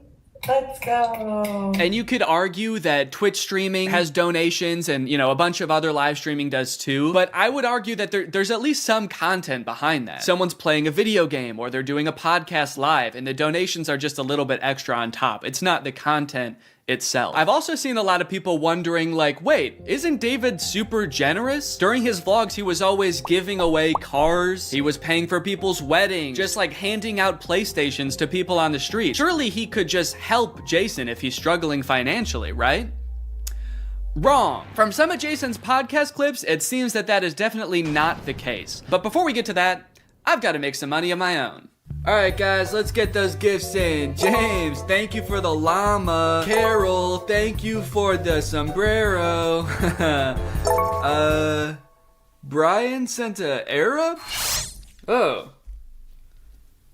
Is this a gift on TikTok Live? Also, how did you get this one? This one's mine. Well, regardless, this is actually pretty convenient because this video is sponsored by Arab. Arab flavors your water using scent-based taste. And, oh, Brian also sent a scent pod? Oh, thanks, man. Okay, so I can put that on. With the scent pod down like so, it's just a normal water bottle. But when I activate the scent pod, air is able to pass through the scent pod and into your mouth, where you can taste the scent. Send me money. I like to bust out my air up while I'm getting work done. It gives my water a little bit more which is what I need when I'm trying to focus. This one right here is lime, and it is excellent. Someone said, come to Brazil. I'm busy. Air up is a unique hydrating experience. You can't get this anywhere else, buddy. No chemicals, no sweeteners added to the water, just plain old water into my plain old mouth. The scent pods come in a variety of flavors. I really like the lime and the peach. My editor, Jake, is really fond of cherry. So no matter what kind of flavors you like, there's bound to be a couple for you. You want to spice up your hydration experience, click the link in the description, get yourself an Air Up, get yourself some scent pods, put your mouth on the nozzle, and suck away. You look really tired today. That is mean. Thank you to Air Up for sponsoring this video, and thank you to you guys for checking out Air Up. Now back to the video. About a month ago, when Jason was in the thick of his live streaming every day, he posted this podcast where he and a bunch of David's mutual friends talk about how different life is now that David's not vlogging anymore. But the thing is, like, David's in this, like, moment in his life. Yeah, where he can do anything. Where he just parties. Oh no, Jason. The look on your face, man. Jason's like, don't look bitter, don't look bitter, don't look bitter. Where he can do anything. Perfect. He can do whatever the fuck he wants now. He calls me to play pool. And I'm like, I gotta go live, and I don't expect him to understand that. You don't expect him to understand that you have to work to make money? You know he did that too, right? I wouldn't expect him to understand that, man. He hasn't had to work in, gosh, what is it, 2 years now? I hate to say it, Jason, I think he gets it. I just don't think he cares. Like, I'll say things like, I'm losing my house. and he'll be like, oh, but just come play pool. I just don't think he cares.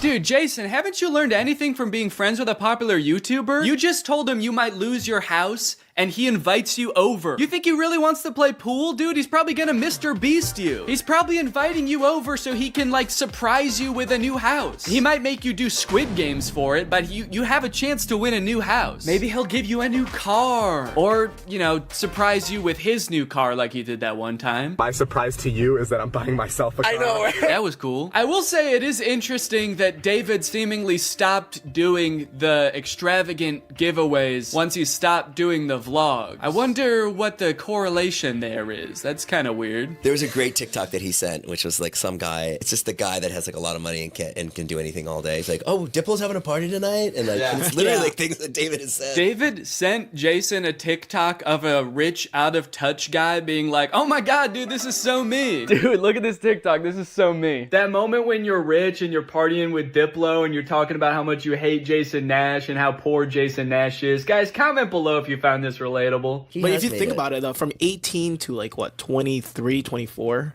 Oh, he was hitting it. He never drank. I don't think he ever drank. Even when we would visit him, we'd be up till like midnight, just like watching the edits, just like. Wow, he worked hard for 5 years? Let the man party, dude. Please do not burden David's poor, gentle soul with your financial woes. Just let the man play pool and play with him, for God's sake. I mean, look, I don't doubt that he worked hard. The dude posted 3 vlogs a week. I'm sure it was a lot of hard work, but you know who also worked hard?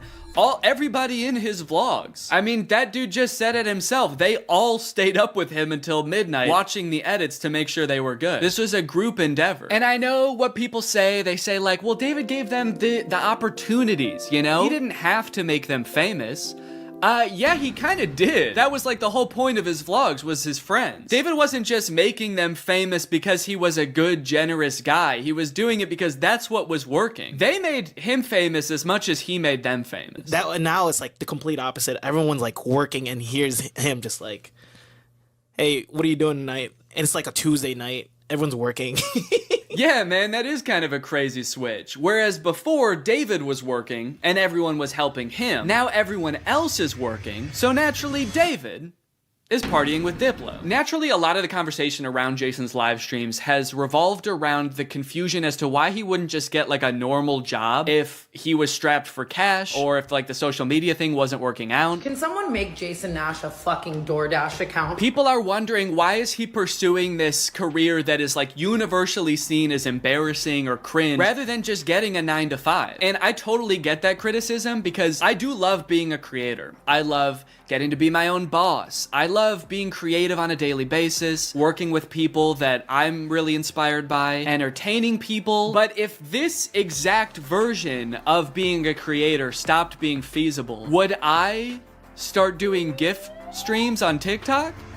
Hell no. And not even necessarily because it's like embarrassing or cringe. It's just that like what I enjoy about being a creator, that does not accomplish. There's no being creative. There's no entertaining people. At a certain point, you like strip out all of the fun parts of the career and you just have only the most superficial parts of it left. Just money and fame. So no, if like this YouTube channel didn't work out anymore, there's a billion other things I would rather do that would be more enticing to me than like gift streaming on Twitch. But maybe Jason likes it. He doesn't look like he does, but maybe he does. On the other hand, I could say that Jason is also older. He's lived a lot more life, he's had a lot more experience, and his career in the entertainment industry has gone through a lot more ups and downs than mine has. From what I can tell, Jason has been a stand-up comedian, he's been in TV shows, he's been a podcaster, a Viner, and a Vlog Squad member, and now a TikTok Live gift battler. Between all of those seasons of his life, I'm sure there was downtime where he could have thought, oh, maybe this isn't for me, I'm gonna get up and go get a normal job. And then, lo and behold, the next opportunity comes along. along. So in some sense, I do understand if Jason's mentality is like, maybe I'm just gonna do this for a little while until I get my next thing off the ground. And I know that when I started Vine, people said the same thing to me. They're like, what are you doing? Why are you doing Vine?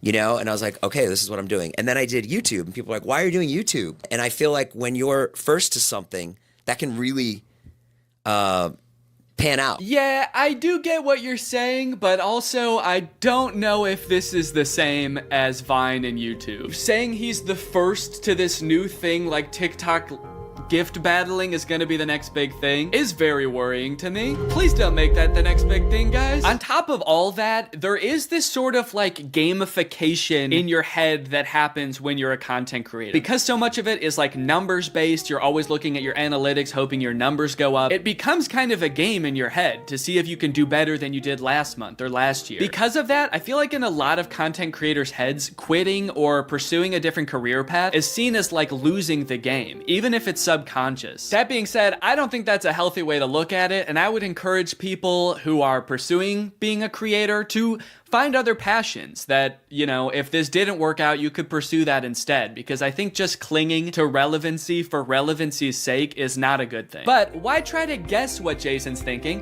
when someone literally asked him on his own podcast why he doesn't just get a job? This isn't me saying this as a negative thing. I'm just totally asking. Please. Yeah. Why don't I get a real job? No, I know why you do it. Yeah. But like... No, man. I know why you do it. It's pretty clear to me. But could you tell everyone else why you do this? Someone said that the other day, why don't you get into real estate? I'm like, I hate it. I don't have a real estate license. Bo Granny? Oh yeah, I forgot. You have to be born with a real estate license to do real estate. But darn, Jason Nash was born with a TikTok account. So he has to do that instead. Right. Now look, would I be on TikTok Live if I wasn't in like a financial hole? I don't know. Probably not. But also like YouTube wasn't really working. And I needed to find something. OnlyFans. I can't do OnlyFans. This is such an unrelatable thought process to most people. YouTube is not working out for him, and his first thought is OnlyFans? TikTok begging people for money? It just comes off as being so set on being an influencer that nothing else matters to this guy. Listen, it is what it is. It's like, I was on Vine, I was on YouTube, I was on Snapchat, and now I'm doing this.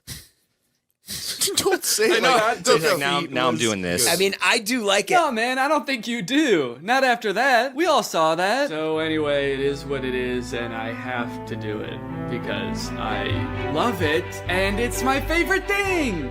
Phew, that was close. Hey, we can hear you. What? You said that was close out loud. Oh no! Do you ever think about going to DoorDash or to like I just never thought it's entertainment or nothing. I don't care what it is. Like, what would you suggest I do? No.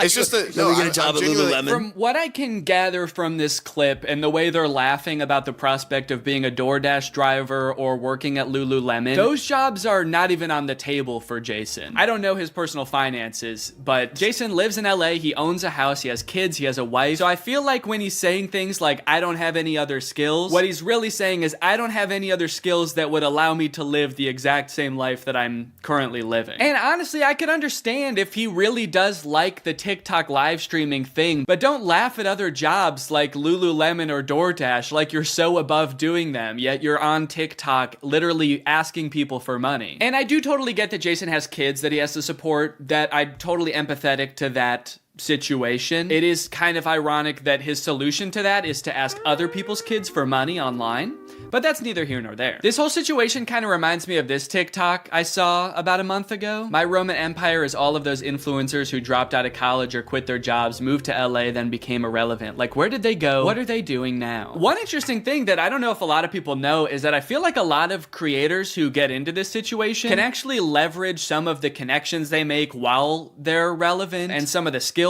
that they've learned to get jobs at like marketing agencies, talent agencies, social media companies, or working for other creators behind the scenes. There's actually a lot of opportunities out there, which I would know because my first job out of college was working for a YouTube MCN. While I was still on Vine, I graduated college and I was worried that that wasn't going to be a stable career, so I actually got a job working at an MCN. And then I also worked at the YouTube channel Corridor for a while before my YouTube channel took off. So just throwing that out there, there are are other career opportunities where you get to be involved in the creator space, even writing or acting, stuff like that. But it doesn't have to be your operation. You can just get a stable job. All right, it's time to talk about David again. While everyone was making fun of Jason for doing the TikTok live streaming thing, David paid him a visit on Snapchat. Dude, you're kind of becoming a legend on TikTok now. I know. Not in a good way. Yeah, but I think it's fun. No, man, this is a great look. This is awesome. Multi-millionaire visits former unpaid employee wearing a crown to make fun of his new job. David, do you know why, perchance, Jason has to do the TikTok live streaming? Have you thought about that at all? During your long nights of playing pool? Bye, guys. Thanks for having us over in your little hobbit home. And make fun of his house before you leave? Check. Great job. Now, with all of this talk about David and Jason, I just want to make it clear, do not go and send any hate to these people in real life, especially Jason. Jason actually got swatted mid-live during one of his streams a few weeks ago, which is obviously horrible. Anybody else inside? No. Okay, hold on. Let's get it put together and then...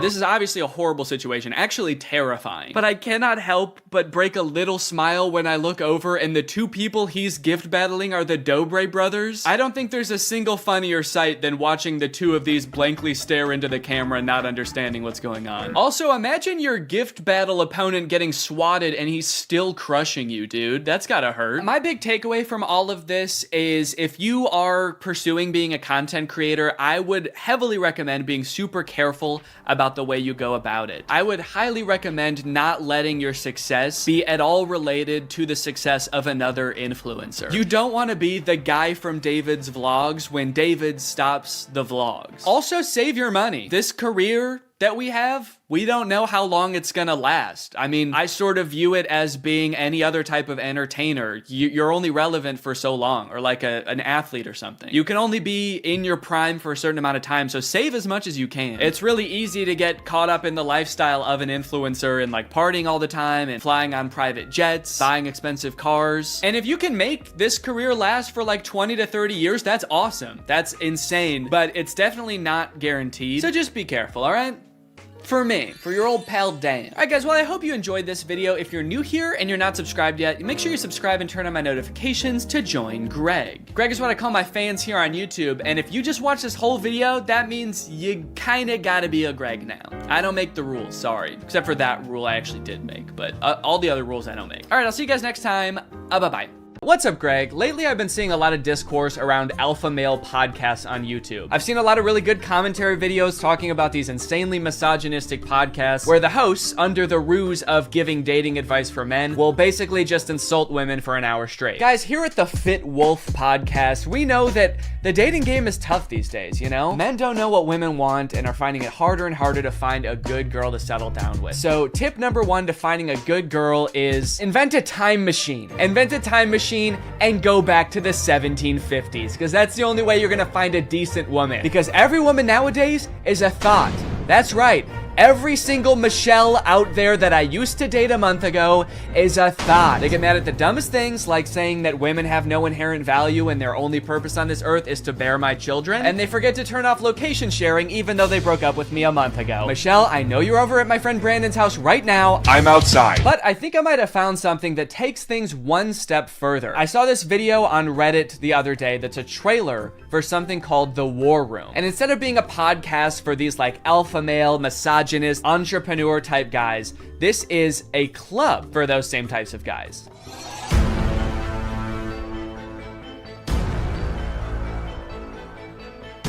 After I joined The War Room, that was the year I made $100,000. On the surface, this kind of just seems like a trailer for a club where you get to hang out with a bunch of bald guys and smoke cigars and talk about business and making money. 1 year ago, I did not even have a business. I didn't make money. Now I make 5 figures every month. I didn't have a business. I didn't make money. I didn't even want to start a business before I was forced to join the War Room at gunpoint a year ago. But now, I have a business where I'm selling fitness products to all of my friends. And if I get them to sign up too, and their friends to sign up too, and their friends to sign up too, I could be making minimum wage. But if you watch a little bit longer and you look a little bit closer, there's more here than meets the eye. For example, quotes like these. Making money is easy. You just take it from somebody. Doesn't sound like making money. That just sounds like stealing. In the War Room, You learn how to be James Bond, where you can just pick up any weapon and use it. I'm sorry, I think I'm struggling to see the connection between business and knowing how to use any weapon. Is the War Room an actual militia? I was just assuming the war in War Room was just for branding because men like violence, but now I'm kind of scared. It keeps cutting back and forth to like shots of them shooting guns. I'm a little worried about making this video, honestly. Usually when I make commentary videos, the biggest thing I have to worry about is getting a copyright strike, but now I'm worried about getting a drone strike. A lot of times, like, the alpha male types will use metaphors like talking about how we're like wolves, or like how love is like a war. So I assume this is like a metaphor, like business is like war and dating is like war. But the War Room is like war is like war. Get your gun, dude. We attack at dawn. A lot of people had a bad time in college. I was not one of them.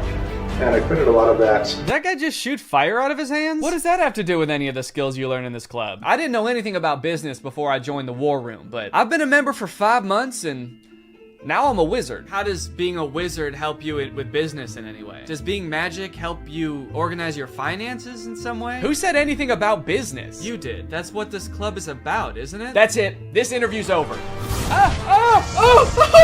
I'll stop. Give me money now. Definitely makes me want to join. You got dudes shooting guns, swimming, doing group exercises on a hilltop, watching other people gamble, smoking cigars. It kind of just seems like one super long bachelor party for men whose wives have already left them. And then at the end of the video, it gives you the URL to sign up. It says 54 countries, 1,000 members, and resist slavery. That's the last thing it says in the whole video. It says resist slavery, and then the video ends. And it's like, yeah, I will. I am. So I keep saying this club is about business because that's kind of what the trailer was implying. It's about like networking with all of these rich, influential people, making money, stealing it from people, using your magical powers to steal money from innocent civilians. But if you go to their website, there's not really any reference to business, which is confusing. And the description on their website says this: the War Room is a global network in which exemplars of individualism work to free the modern man from socially induced incarceration. Okay, but like, what do you guys do? Like, if I join, what do I get to do? I get you're gonna free me from socially induced incarceration, but what does freedom look like to you guys? Is it like, am I quitting my job to go to a cigar pool party? This package costs £4,000, and they have packages on their website that go up to £7,997. Do any of these guys not see the irony and being like, individualism rules, dude. Society is like jail. If you conform to society, that's like being in prison, basically. You're basically a slave at that point, while also being like, yeah, I paid $7,000 to join a club where everyone looks and dresses like me. I didn't want to be a stereotype, okay? So I joined a man club to smoke cigars and shoot guns. And that's sort of what makes me an individualist. It just feels like they're kind of playing the like, I'm not like other guys card. And I guess in some sense they're not like other guys because most guys can't bend the elements to their will like that one guy. But other than that, I mean, it's just like all the pictures are just guys hanging out in dimly lit clubs, doing military style drills. I don't know what's going on here. In case you're not sold yet and you haven't been convinced to join, let me read you a little bit more because the War Room's website uses like every cliche pickup artist tactic to try to get you to join this club. We got the classic negging. What can you bring to the War Room? Truthfully, very little. Probably nothing at all. You are not ready for the War Room. You will not revolutionize what we built. If you had the capabilities we required, you would already be inside. What? They think I can't bring anything to the War Room? They think I'm some kind of sucker who doesn't have my life in order and can't manage my money. I'll show them. I'm gonna take out a 4th mortgage on my home and I'm gonna join this club. We'll see how stupid they think I am then. They also use like the get it while you still can technique that's in like every as seen on TV commercial. This chance won't last forever. We will not hold this open for everyone. Soon, membership will close. The War Room members and their sons will remain the closed wielders of global influence into eternity. Holy shit, dude. They're closing submission soon? I'll be right back, guys. I gotta go. I'm not doing this for me, okay? I'm doing this for my son. I guess my son gets to be in the club too if I join. I gotta go. Now, I don't have any way to look and see how long it said this on the website, but if I had to guess, I would guess that it's been on there as long as this website has existed. Why would they close submissions? How does that make any sense? Do they want to stop making money? The founder of this club is like, whoa,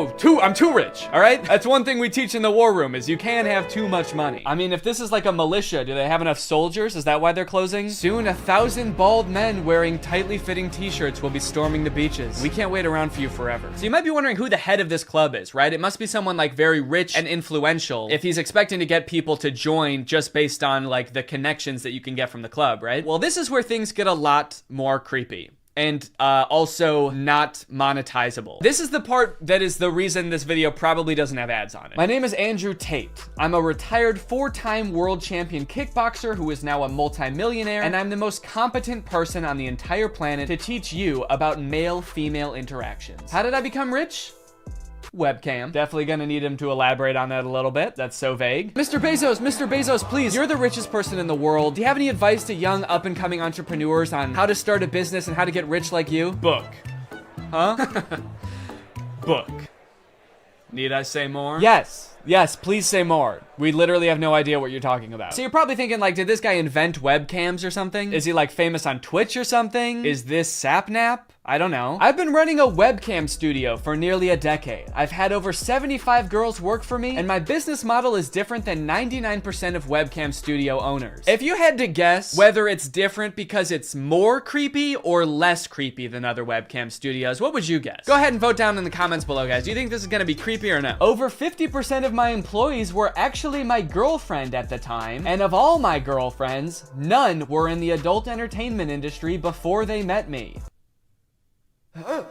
My job was to get women to fall in love with me. Literally, that was my job. My job was to meet a girl, go on a few dates, sleep with her, test if she's quality, get her to fall in love with me to where she'd do anything I say. Holy shit, this is insane. And then he gets them to join his webcam empire where he gets them to do, you know, he gets them to get nasty on camera. I'm not a lawyer, but does this not...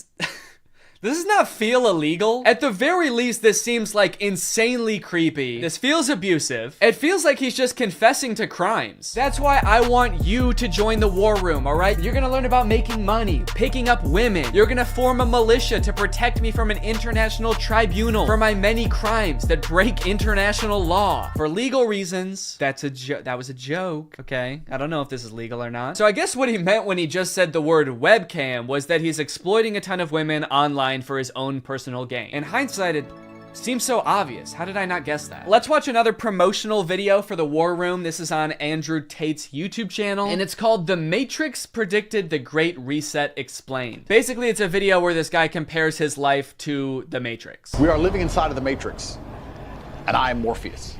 I know you're sitting thinking, why did Tate not decide he was Neo?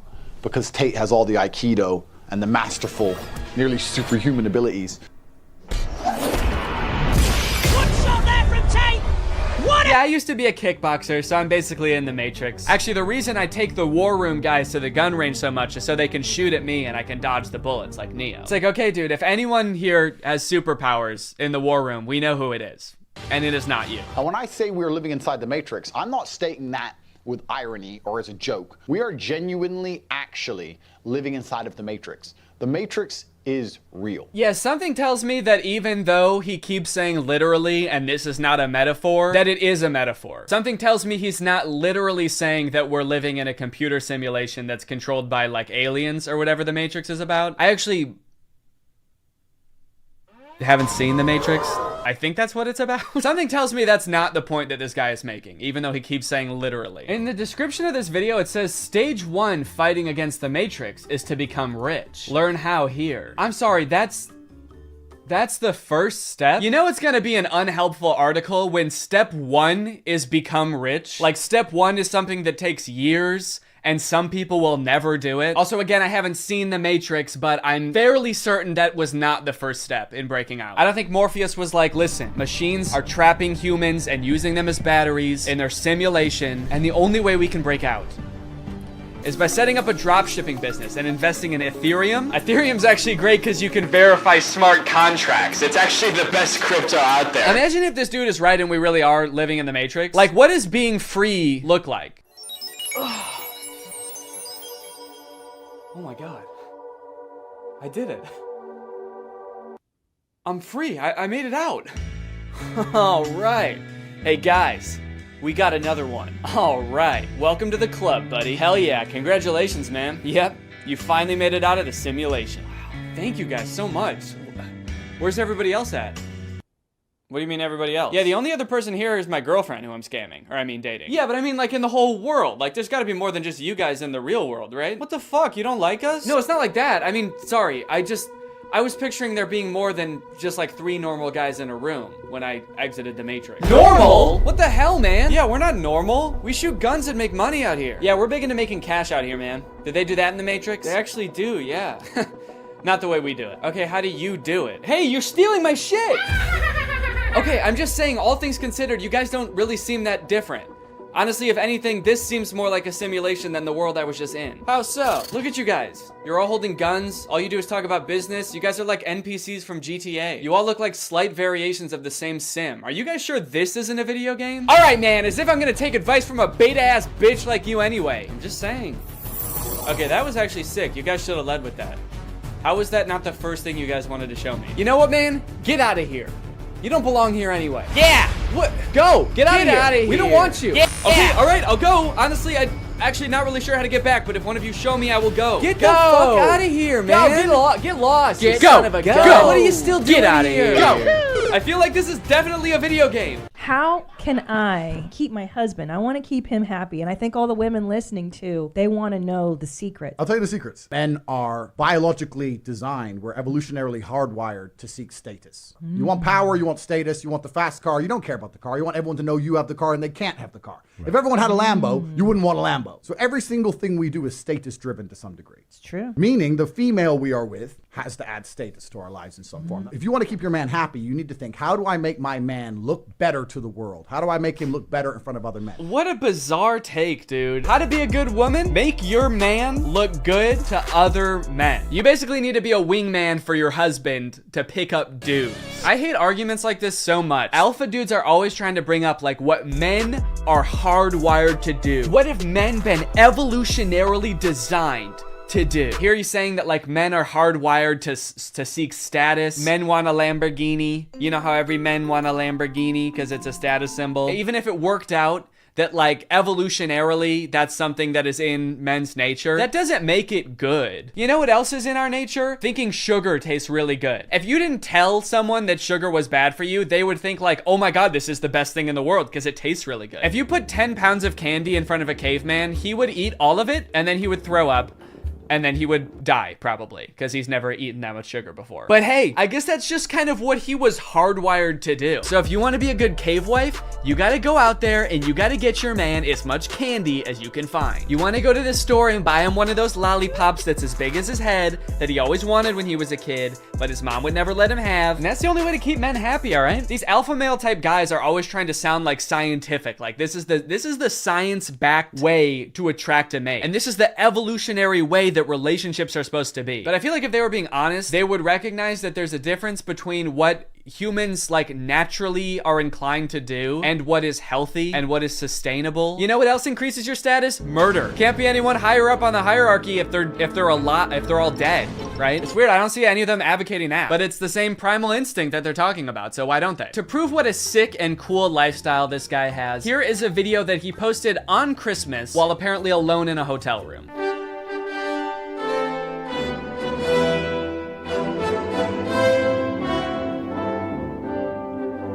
Merry Christmas. I think a lot of people have the wrong idea about me. They look at me and they go, you hear about that Tate guy, you know, he's the 4-time kickboxing world champion, he's tall, he's strong, he's smart, he's fucking gorgeous. That's the wrong idea? People have the wrong idea about me. He's smart, he's rich, he's tall, he's funny. When in actuality, I am short, rude, and poor. Anyway, yeah, that's the war room. I feel like this video took a lot of twists and turns, but as I kept clicking on different links on this dude's website, I just kept getting more and more shocked at what I was finding. So hopefully this was an entertaining video. I was considering purchasing like a war room membership as part of a follow-up video, but I honestly do not feel good about putting any money in this guy's pockets. I'm honestly a little bit worried that if I paid this guy 7,000 pounds, it would go towards like more guns or like a prison cell for his employees. But anyway, I hope you guys enjoyed this video, and now it's time to talk about our sponsor. Guys, you know what you're probably not gonna get if you spend $5,000 to hang out with the guys from the war room? Delicious home-cooked meals, which is why I thoroughly believe that today's sponsor, HelloFresh, is a much better investment than the War Room. HelloFresh has been a longtime sponsor of the channel, and I love their service. Every week, they send you 3 delicious meals that you get to cook at home with all of the ingredients pre-portioned, so you can skip all of the prepping and planning and going to the grocery store that, if you're like me, stresses you out about dinner time. HelloFresh is equipped to be able to serve a bunch of different lifestyles. With fit and wholesome recipes and low calories or carbs, you can indulge in delicious meals without having to worry about breaking your diet. My favorite things about HelloFresh are that, 1, I only know how to cook a handful of things, and HelloFresh has a huge variety of recipes. Like every week you get to choose from something different. And 2, they're a super sustainable option. The packaging that they send you your food in is already recycled content, and HelloFresh cuts down on your food waste by 25% over grocery shopping. Cooking with HelloFresh is fun and honestly super easy. Anybody can follow the instructions and it'll kind of make you feel like a chef. So if you want to check out HelloFresh, then go to HelloFresh.com and use my code TrulyGreg16 to get 16 free meals and 3 surprise gifts. I don't know what the surprise gifts are, but if it's anything like their food, I'd say it's worth it. Thank you to HelloFresh for sponsoring this video, and thank you to you guys for supporting my channel by checking out HelloFresh. All right, thanks for watching. Bye. Croc, croc, croc, croc, croc, croc, croc. What's up, Greg, and welcome back to another episode of Croc. If you've watched my channel for a long time, you may remember me making a video about the movie Standing Ovation like 5 years ago. And you might think that that movie should have nothing to do with the movie we're going to be watching today, Croc. Because, well, Standing Ovation is about a ragtag group of girls competing in a singing and dancing competition, while Croc is about a man-eating crocodile brutally murdering dozens of people. Come to think of it, in Standing Ovation, I don't think even one person is brutally murdered by a crocodile, but the movies are related nonetheless, because they were both directed by this man, Stuart Raffill. Stuart directed Standing Ovation, he directed Croc, he directed another movie called Bad Girl Island, which I'm very curious about, and he also coincidentally directed Mac and Me, that E.T. ripoff from the 80s that Drew has talked about on his channel, and also Paul Rudd always used to bring a clip of on Conan. This man has a prolific career of creating low-budget films that leave you questioning if what you just watched could even be considered a movie. And today, I'm pleased to report that Croc is no different. All right, man, what was your strategy here? What are you doing? Why are you even in that position? That's not gonna help you get away. Maybe if I just pretend I'm already dead, he won't be mad at me anymore. Maybe he'll feel guilty, and then he won't want to eat my whole head. Oh no, he ate my whole head! Now I know what you guys want. You just want me to go through and show you all the scenes where somebody gets eaten by the crocodile. You know how I know that? Because this whole movie is on YouTube, and all of the most rewatched parts are the parts where somebody gets eaten by the crocodile. But first, the movie has to introduce all the characters and set up the plot and the story. Blah. But hey, at least the plot of this movie probably mostly revolves around the crocodile, right? Oh, no, don't worry. That crocodile doesn't want to eat you. He wants to sleep with you. But unfortunately, she's mine, so back off. Does that make you feel better? She's not having it, but don't worry, Jack's not getting his farm shut down. He's the main character of this story. He knows how to treat his animals. He's a good old American boy. USA! USA! He's a pretty rich guy, yeah? That line is my favorite line in the whole movie. The inflection is so strange. He's a pretty rich guy, yeah? You need to meet my sister. Very good for you. Come. If it's okay with you. If it's okay with you. He's about to arrest you for tax evasion. But he does let him go. He's like, look, man, I may be part of the tax bureau, but I'm not a cockblock. Go meet this chick, man. Let me know how it goes. So, Jack. Yes. We're gonna start a fire, and you are going to dive into the ocean. What? Don't worry, kind stranger, as we've grown quite fond of your nephew over these past, 12 seconds. So naturally, we decided to help you commit arson to escape the police. Off he goes, dude. They did that good. They must do this a lot. Also, I guess the tide must be out, because they told him to dive into the ocean, and once he leapt off the thing, he landed in the sand. That could have ended very badly if he didn't know that. So long, suckers! Oh, God, my legs! Oh, I'm going to prison! So they just time to skip town, right? Now that the police, animal welfare, tax enforcement, and this construction company are all after him. Nope, he just goes back to work like nothing happened. But not before someone else gets killed by a crocodile. Also not before we talk about today's sponsor, Rocket Money. I signed up for Paramount Plus so I could watch old seasons of Survivor, but unfortunately, the experience of using Paramount Plus is so bad, that I never use it. I don't know if it's just the app on my TV specifically, but episodes of that show used to be shot in a 4:3 aspect ratio, but Paramount Plus stretches it out to widescreen. Meanwhile, all of the ads, which are shot in widescreen, for some reason are squished down to 4:3. Also, pausing doesn't work. It actually took me like days to even sign up for Paramount Plus. I don't know why. I tried on every device and they just didn't want my money for some reason. That being said, I am very happy that Rocket Money with premium. That's rocketmoney.com/Danny to get started for free. Thank you to Rocket Money for sponsoring this video, and thank you to you guys for checking out Rocket Money. Now back to the video. After the whole escaping from the police incident, two of those teens from the bar decide to go make out in the ocean. This is great. They're smooching, they're making out. The boy goes underwater to... I actually don't know what he was planning on doing down there. It kind of looks like he's going to suck on her toes. But you know who that attracts? The Croc! The Croc said, hold on. If anybody's sucking on anybody's toes around here, you better believe it's gonna be the most sexually aggressive reptile. So he eats the boy, and then he eats the girl, all while this lone, terrified girl watches on in horror.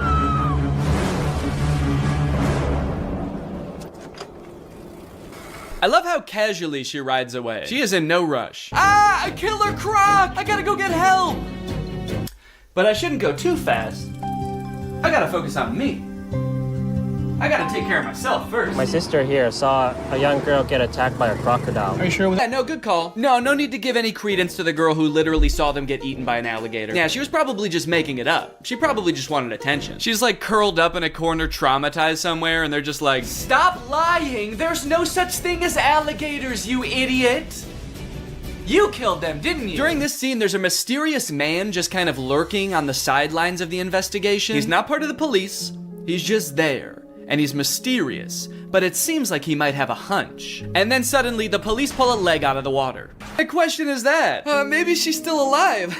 It's just a leg. She might not have even noticed it fell out, like a tooth or something. We assumed so. You're a police officer, and you pulled up with like 15 other police officers. I know what it looks like, but no strip club tonight, Jack. Yeah, I know. People are dying. I'm here on official business.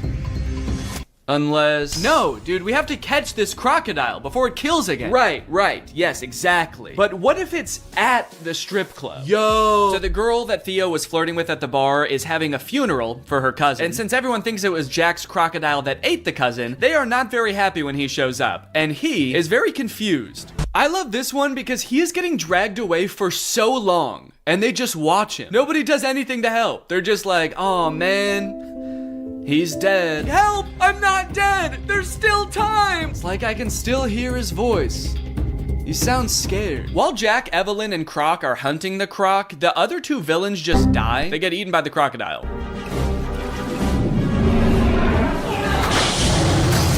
So I guess that whole plot line is just over. It's kind of anticlimactic. Jack didn't get a chance to like triumph over the unjust corporation. They just got devoured by a wild beast, but good for him, I guess. Now he can tend to his malnutritioned animals in peace. My God, skewer him, man. So who are all these people anyway? You're way too creepy to have this many friends. Are these people you kidnapped or something? Likely just the really dumb, slow ones. One thing that really surprised me about this movie is how overwhelmingly positive all of the comments on YouTube are. This movie is super boring, the acting is really bad, there are long periods of seemingly pointless plot development, and yet the YouTube comments seem to love it. But they are pretty much exclusively all about how pretty the scenery in Thailand is, and not about the movie or the plot at all. So I guess that makes sense. Great movie, well filmed, nice locations. Beautiful filming. Never thought Thailand was so perfect a paradise. Thanks so much. Yeah, well, it's not that perfect if people keep getting eaten by alligators, is it? Great movie with beautiful scenery. Thanks. Do these people think that the director invented Thailand? Because he didn't. It's been around for a while and you can go there. So they find the croc and they kill it. It's honestly pretty unsatisfying. What I was expecting for them to like pull off the mask of the alligator and it was the tax investigator all along. But I was hoping for some kind of closure as to like why this happened outside of two fishermen woke him up with a bomb. The ending of this movie is very somber. They're all just kind of traumatized on their little boat until Jack's sister asks Croc if the crocodile ate his leg. I forgot to mention, Croc only has one leg. I don't know if you've noticed that. And so you just assume, oh, he must be hunting the croc because the croc ate his leg. And Croc says, good. I was hoping this movie would end like an episode of The Big Bang Theory. Well, guys, thanks for watching this video. I hope you liked it. If you're new here, make sure you subscribe and turn on my notifications to join Greg. I'll see you guys next time. Bye-bye. What's going on with hypnotism? On one hand, I've heard it's real, and I've seen some incredible videos of people like forgetting their own names under hypnosis. What's your name? But on the other hand, if it is real, I feel like we're all very nonchalant about that fact. Like, there are just people out there that can take over your mind for a little bit. How does that work? I especially want to know, what's it like to be the person getting hypnotized? Give me an interview with the person who just forgot their own name. What happened to you? Anyways, I'm gonna try to get hypnotized like 3 different ways to find out if hypnosis is real and what it feels like. Y'all wanna come?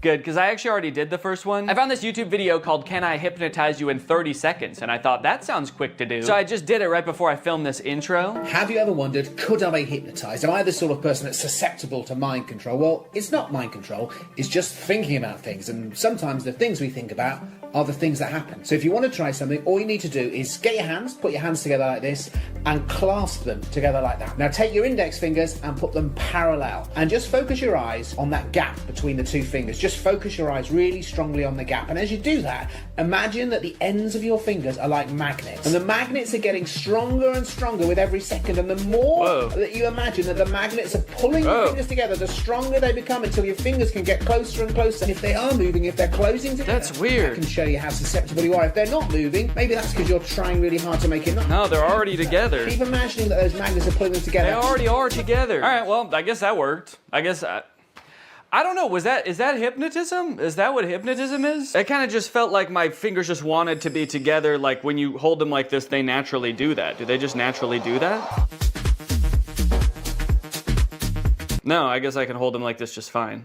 Okay, well, dang, maybe I got hypnotized that quick. The second type of hypnosis is hypnotherapy. I always kind of just assumed hypnosis was fake until I talked to a family member who said they got hypnotized to stop smoking. But apparently there are hypnotherapists all over the place who are more than happy to hypnotize you for a wide variety of things, like addiction, phobias, throat lump issues. Bad karma won't go away. These are real ones from actual hypnotherapist websites. As for myself, I'm hoping to get hypnotized to cure my lifelong battle with my nails. I've bitten my nails as long as I can remember. I hate it. Laura hates it. I bite my nails so much I chip my tooth. So hopefully this guy can fix it, or at least replace it with like a healthier habit like smoking. I really want this to work, so I've intentionally like not looked up much about hypnotherapy, because my instincts tell me it's one of those things that you have to like fully buy into, and I don't want to read something that makes me doubt it. So the only thing I know right now is that I'm going to be paying $450 over 2 sessions to get hypnotized via Zoom.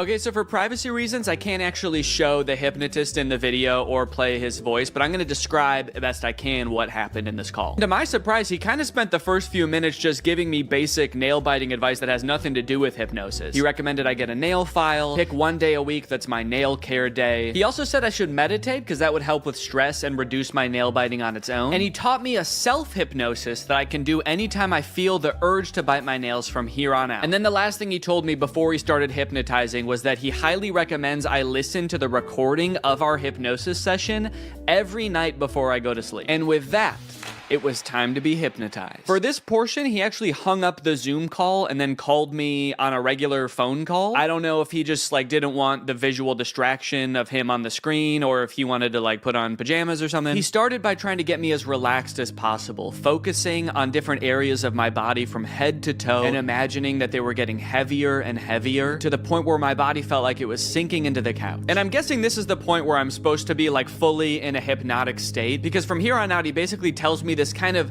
inspirational, energizing story that's gonna change my mindset around my nails. I followed his instructions, imagining my body dematerializing an array of light that shines around me, protecting my teeth and my nails. And I rode the ray of light to a peaceful beach, where I laid with a different version of myself lying on either side of me. On my left was the version of myself who bites my nails. On the right was a calm, cool, and confident version of myself with absolutely pristine nails. This was all a very peaceful and relaxing experience. I never did worry that somebody else had control over my mind, but I did have doubts as to whether I was really being hypnotized. It was a pretty long time that my eyes were closed, and I had a hard time paying attention for that long, so I'd catch myself thinking about other stuff, and then I'd be like, oh no, this is gonna ruin the hypnotism. And there were a few times the hypnotist did this alarming thing where he would just whisper a command like this. He'd be like, and now you're going to stop biting your nails. Anyway, all I had to do from here was I'm fucking cured, man. That night, I tucked myself into bed and listened to the hypnosis recording as instructed, which did feel a little silly given that the session had only ended like 30 minutes ago, but hey, maybe getting hypnotized back to back will make the effects even stronger. Again, I did feel very relaxed during this recording, but I still didn't know if I could say I was hypnotized. Good night. The next morning, however, I did notice that I wasn't really biting my nails or really even looking at them. Maybe it was just in my head, but they looked hard, like actually unpleasant to bite. Was I really hypnotized last night, or was I just discovering the placebo effect? I don't even care. I squealed with delight and got to work, filming for a different video I'm working on right now, enjoying my new non-nail biting self. Oh wait, what the hell? Did I just bite my nail? Damn it. Well, good thing I was filming when I did it. Shit, I bit my nail. Damn. Well, that's obviously not great. Man, I was really optimistic this morning that it actually worked and I was hypnotized, but then I stopped paying attention for 1 second, and I'm not just having the urge to bite my nails, but I already bit it? How am I supposed to stop biting my nails if my body just does it without even asking first? I'm worried now. I feel like I was just living an illusion this morning, and none of it worked. I just pulled the bottom card out of a house of cards and the whole thing just tumbled over. Maybe I am a nail biter and I always will be. And on top of that, I'm dumb for spending $250 on this. And on top of that, I'm ugly. It doesn't have to do with my nail biting. I just feel really down on myself right now. I did do the self-hypnosis that he taught me right afterwards. Again, still not exactly sure that that's hypnotizing me. I'm gonna continue doing everything I was supposed to do, listening to the recording, doing the self-hypnosis as needed, and meditating, and hopefully this was just a glitch, and everything's gonna be fine. To my surprise, something did seem to change after this. The next few days, I did have a few instances where I lifted my hand to my mouth just out of muscle memory, but I caught myself right away, and after day 4, I wasn't doing it at all. I was listening to the recording every night, following the hypnotist's advice, and taking good care of my nails, and they were actually almost starting to look normal. I had my second session with the hypnotist, which ran me another $200. Luckily, this portion of the video is sponsored by SoFi, who's here to keep us all on top of our finances. The hypnotist checked in on my progress. He said I was doing great, in fact, better than most people he works with at this stage, which I don't know if that's necessarily a good sign. During the hypnotism, I had trouble concentrating again. I guess I just couldn't stop thinking about how SoFi is the ultimate finance app that helps you bank, borrow, and invest all in one place. Not to mention, they've just launched SoFi Plus, America's most rewarding financial membership, all in one app. This time, the hypnotist led me through a story where I was attending a meditation retreat led by the Dalai Lama in Central Park. That sounds expensive. I must have been using SoFi Plus. You see, you can unlock more than $1,000 in value with qualifying activities in banking, spending, investing, and more, with exclusive perks that help you over time. That includes unlimited access to SoFi's wealth financial planners who help you make a plan and stick to it. Plus, members with a new or existing SoFi checking and savings account also unlock up to 3.8% APY on bank savings balances. That means you're earning 9 times the average national rate on your savings. At that rate, you'll earn more interest in 7 weeks than you would in 1 year in a big bank savings account. That's why SoFi Plus isn't just smart, it's how you make good choices. So head on over to SoFi.com/Danny, scan this QR code, or click the link in the description to learn more about how you can get your money right with SoFi Plus. Thanks to SoFi for sponsoring this video, and thank you to you guys for checking out SoFi. After 7 days, I was doing so well, I decided I could stop meditating and listening to the recording every night. I mean, it kind of seemed like I was done biting my nails. Surely I didn't even need those anymore, right? You guys, it's been 30 days and I haven't bitten my nails once since that first time. Peekaboo! Kind of a crazy way to reveal my nails. Look, now just because I stopped biting my nails, does that 100% mean that I for sure got hypnotized? No, honestly, no, I don't think it does. Honestly, I think it's possible that I was hypnotized, but I'm leaning towards I don't think so. Honestly, I kind of feel like it was all the other advice on top of listening to that very inspirational, albeit non-hypnotizing recording every night that actually made the difference. At the end of the day, maybe I didn't need to get hypnotized to stop biting my nails. Maybe I had it in me all along, which is kind of inspirational and also makes me feel like shit in a way, because then it's like, why didn't I just do this earlier? Regardless, I am still open to the possibility that I was in fact hypnotized. I feel like if I can get hypnotized by the stage hypnotist, then I'll know for sure what being hypnotized feels like, and then I'll know for sure if I was hypnotized back then too. Hypnosis is a state of focus without much awareness of peripheral noise. You're concentrated on one thing and the world kind of slips away. This is stage hypnotist Chris Jones. He's been on America's Got Talent. He's performed all over the world for over a decade. So if anyone's going to be able to hypnotize me, it better be this guy. Also, the GoPro on my head died the second we started getting hypnotized, so don't get your hopes up for any shots from this camera. All right, fine, you can have this one, but that's it. Chris suggested that this would be a lot more fun with a group, so I got some friends together and we all sat down for a night of hypnotism. I want to know your opinions, and don't worry about hurting my feelings at all. I want to know if you think hypnosis is real, shenanigans, you need more evidence. Yeah, I believe it's real. I don't like saying this in front of you, like a harder wall for myself, because I feel like that's a challenge and that makes me like kind of uncomfortable. Yeah, I would say I think it is probably real sometimes. I think in general I'm pretty skeptical of like supernatural stuff, but I don't know, I really do kind of believe hypnotism. I really want to be hypnotized, but I feel like maybe it won't work on me. But I hope it does. Before we got started, Chris allowed some time for us to ask him questions about what was about to happen. Like whether all of us would get hypnotized or just some of us. I've done this in 50 states and 10 countries. I can hypnotize 25% of any given audience. So 1 or 2 people are gonna get hypnotized today. And it might be the camera person. I don't know. I really, honest to goodness, don't know. We also asked if he could tell if someone was really hypnotized or just faking it. When your head is up, we can tell. People hypnotized look like they've had a few drinks, or they're gonna look like they've been riding a car with Scooby-Doo and Willie Nelson for a couple hours. They're gonna look real relaxed, okay? For a second I was like, so like they look like Scrappy? We also noted that Brian seemed to be the one who believed in hypnosis the most, and he was also maybe the most nervous about what was going to happen. Well, what are you gonna do to me? That's a good other question. Like, what are you gonna do to me if I get hypnotized? Honest to goodness, I don't know. I'm gonna put my hand over all of you and tell you who I think is most likely to get hypnotized. I'm pointing in the direction of the person who I think is most likely to get hypnotized. Now, you won't see the induction often on TV or podcasts or even movies, because this next part, if you watch it in its entirety, it could hypnotize people. So they're gonna cut it up a little bit so folks at home don't get hypnotized while driving a car. So you put your hands together for me like this. The induction lasted a few minutes, and just like the hypnotherapy, it seemed to involve getting us really relaxed. So there's different strategies getting someone hypnotized. I have you focus on my voice and your breathing. So take a gentle breath in. And it seemed to rely really heavily on using our imagination. Like he had us imagine that our fingers were pulling together with magnets. And you can whisper the words to yourself or out loud. The word is magnets. 1, 2, 3, magnets. And then I see who's the best candidate. The best personality, people have a great imagination. Imagine I put a 10-pound brick into that empty palm. So your palm just starts to get more heavy. And then I make them drop and sleep all the way down, every muscle and every nerve. Allow your eyes to open.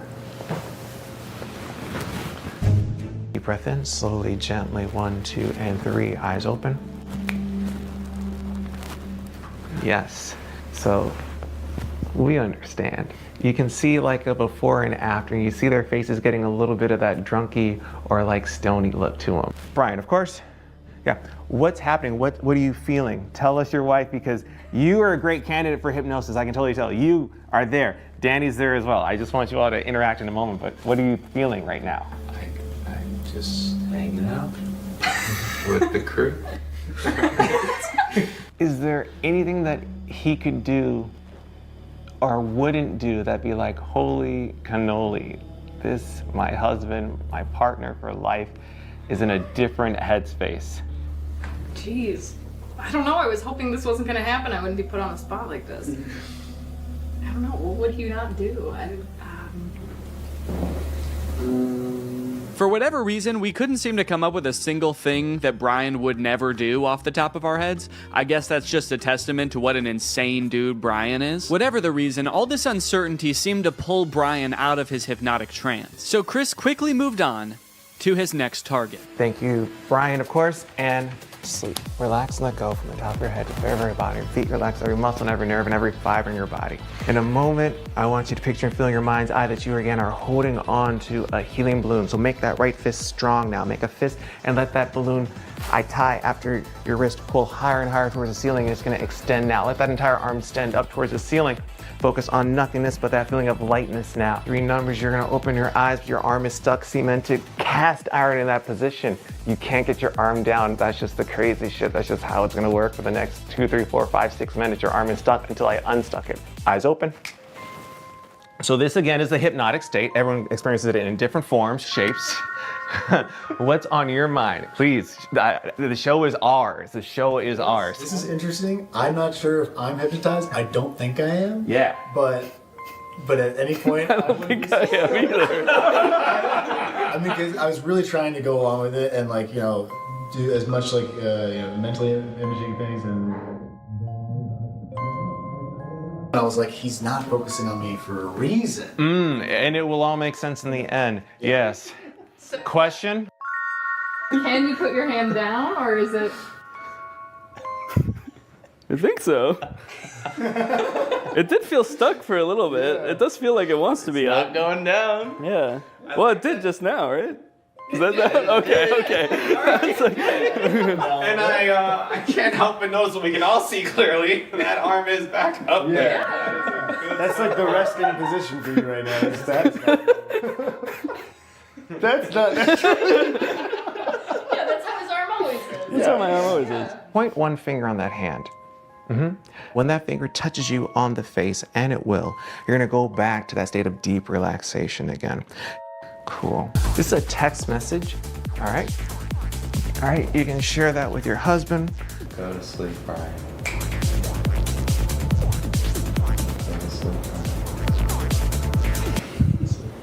Great.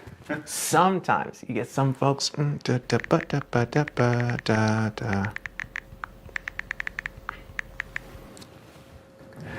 3, 2, 1. Danny, wide awake. Hey, your homeboy has a text for you. You can just read that. Go to sleep, Danny. I will go to sleep. Okay, clearly the dynamic changed here a little bit, and I'm still not exactly sure what happened, but somehow both Brian and I got snapped out of whatever might have been going on. But I feel bad. I heard you guys all leave. That's I didn't know if I was supposed to stay asleep or what. That's all right. Good morning. So even though it wore off pretty quickly, I think we can all agree by the look on my face, I was in some different kind of mental state, at least for a little bit there. So is hypnotism real? Maybe so. What does it feel like? Well, just ask Danny from right after the hypnotist left. I'm curious, did it seem like I was hypnotized? Yes. Okay. A little bit. Because I feel like I don't really think I was. Really? Naturally, what followed was about 20 minutes of the rest of the group trying to convince me that I was in fact hypnotized. Physically, I was shocked with how much you guys collapsed. You two did definitely have like a very glassy. It almost feels like I'm gaslighting you about you being hypnotized. For somebody to come up and be like, sleep, and then you collapse is like such a suggestible state that is not your own. Also, Am I just a little bitch that'll do anything anyone tells me? I can't believe it, but I genuinely didn't realize I was hypnotized until the next day when I watched the footage and realized how out of it I was. Okay.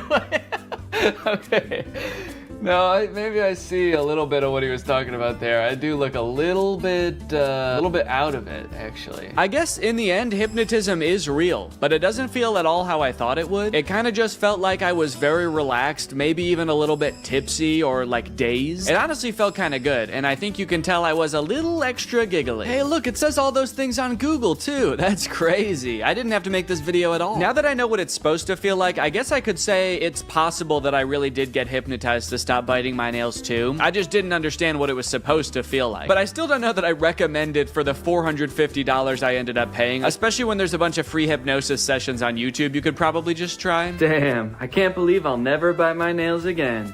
Thanks for watching, guys.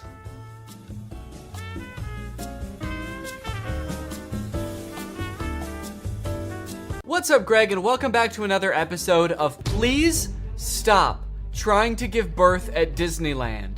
Please. Did you guys know about this? I just found out this is a thing. Women are trying to give birth at Disneyland in order to get a free lifetime pass. Don't do that. As I'm sure you guys are aware, because Disney is such a huge company with so many adoring fans and people love going to Disneyland, there are a ton of like urban legends and lore surrounding the Disney parks. You guys may have heard of some of the more outlandish ones, like there's one that like Walt Disney's head is like frozen and buried somewhere at Disneyland or something, or like it's like Buzz Lightyear's head on the Toy Story ride or something like that. But today I wanted to sort of dive into some of the urban legends surrounding the Disney parks. Mostly the strange things that Disney adults do at the Disney parks. Although some of these things are so weird that I hesitate to call these people Disney adults, some of these things are a little extreme. Kind of feel like I should call them something else. These people are like Disney extremists or something, I don't know. The first one, like I said, women flock to Disneyland to give birth and get a lifetime free ticket, which is such a bad idea on its face. Like, please give birth in a hospital, give birth where there are like medical professionals around and not like a chipmunk. And the worst part of it is obviously this perk is an urban myth and does not exist. This is not a real thing. Laboring women have shown up at Disneyland in the hope that their bub will be born there and get a lifetime free ticket. But guess what? That perk is an urban myth and does not exist. Important to note, this article is Australian. That's why they're calling the baby bub. They're talking about a baby there. They're not talking about like a bottle of champagne or something. I'm going to Disneyland and giving birth to that bubbly dude, which is also what I call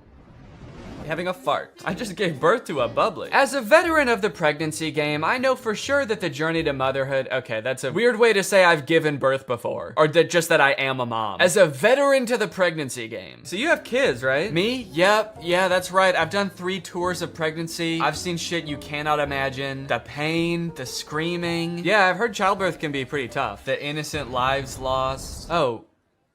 What? The airstrikes. So many civilian casualties. Are we still talking about giving birth? Yes. Laboring women are racing to Disneyland's gates in hopes that if their baby is born there, they will secure their child a lifetime pass. Okay, so the article goes on to describe that there are people that have given birth at Disneyland before, and people have tried to replicate it and give birth at Disneyland, and they've gotten caught, and it hasn't gone well. I do feel like the article is over-exaggerating, though, saying that laboring women are racing to Disneyland's gates. Like, pregnant women have, like, the baby already coming out and they're shoving it back in, like running into Disneyland. There's just like a crowd of angry mothers-to-be banging on the gates in front of Disneyland. Let us in! We must release our spawn! Like making a break to the Pirates of the Caribbean ride to do a water birth. I just feel like they're exaggerating a little bit. I don't know if I would characterize it quite like that. So you're probably wondering how this rumor started. Like, did Disney ever at one point give a lifetime pass to someone whose baby was born at Disneyland? Well, I will let this TikTok explain that. Today in Disney history, the very first Disneyland baby was born. Rosa Salcedo gave birth to a 6-pound,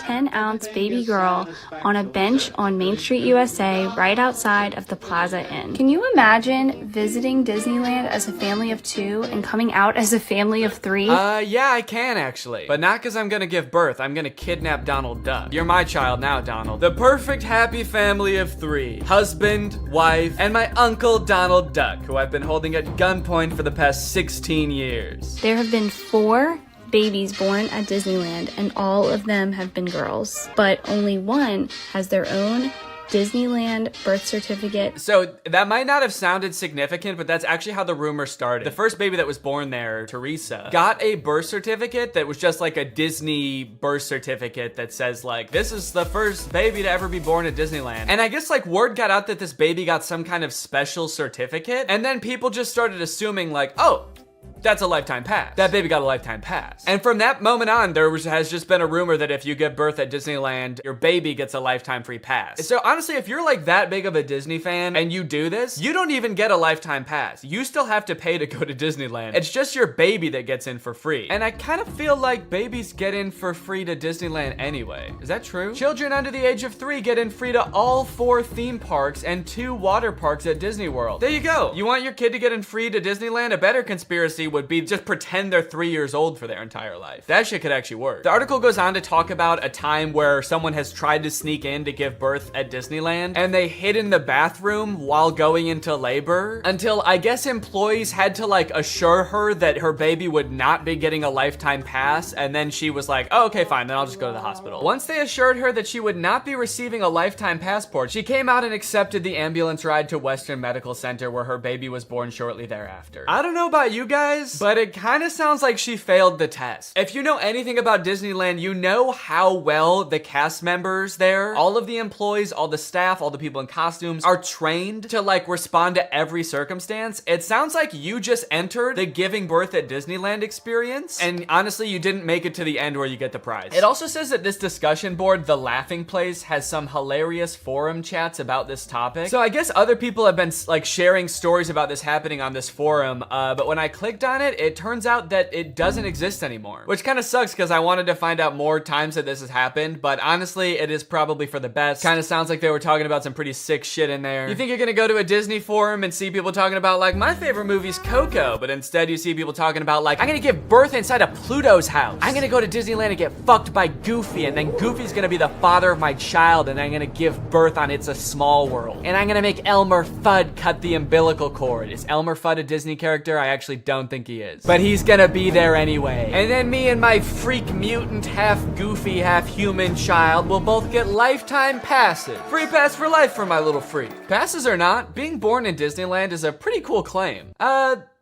Yeah, I mean, I guess so. The way this is written, it kind of makes it sound like, so you might not get a free pass, but I don't know, it's worth a shot. You might want to do it anyway, just for shits. I've actually found a little bit of discussion about this on TikTok as well. Quick question, what's stopping me from giving birth in Disney World? Like in the Magic Kingdom, on a ride, in the Epcot ball? I think this TikTok in particular is a joke, but the comments under this TikTok are actually very interesting. I went into labor at Disney. They were not cool about it. And people like responded asking her to elaborate, and she goes on to detail her experience going into labor at Disney. And from her experience, it kind of sounds like the second anybody starts going into labor at Disney now because of this conspiracy, the entire staff immediately flips and like makes it their top priority to get you out of the park and like to a hospital to give birth. And I guess that sometimes they can be so rushed trying to get you out of the park that it comes off as rude, but obviously they're just like concerned for your health. They also don't want this rumor escalating of like people giving birth getting a free pass. And also it's just like people in sweaty mascot costumes trying to not deliver a baby because that's not their job. So sometimes I guess it comes off as rude. But the funny thing is, from this woman's entire explanation, it sounds like she didn't even know that this urban legend was a thing. So in her head, I guess she just like broke some unspoken rule at Disneyland that she had no idea about and made the entire staff of the happiest place on earth turn on her in an instant, which is so funny to me. Hello there, what can I get for you? Yeah, can I just get a medium root beer, please? Oh,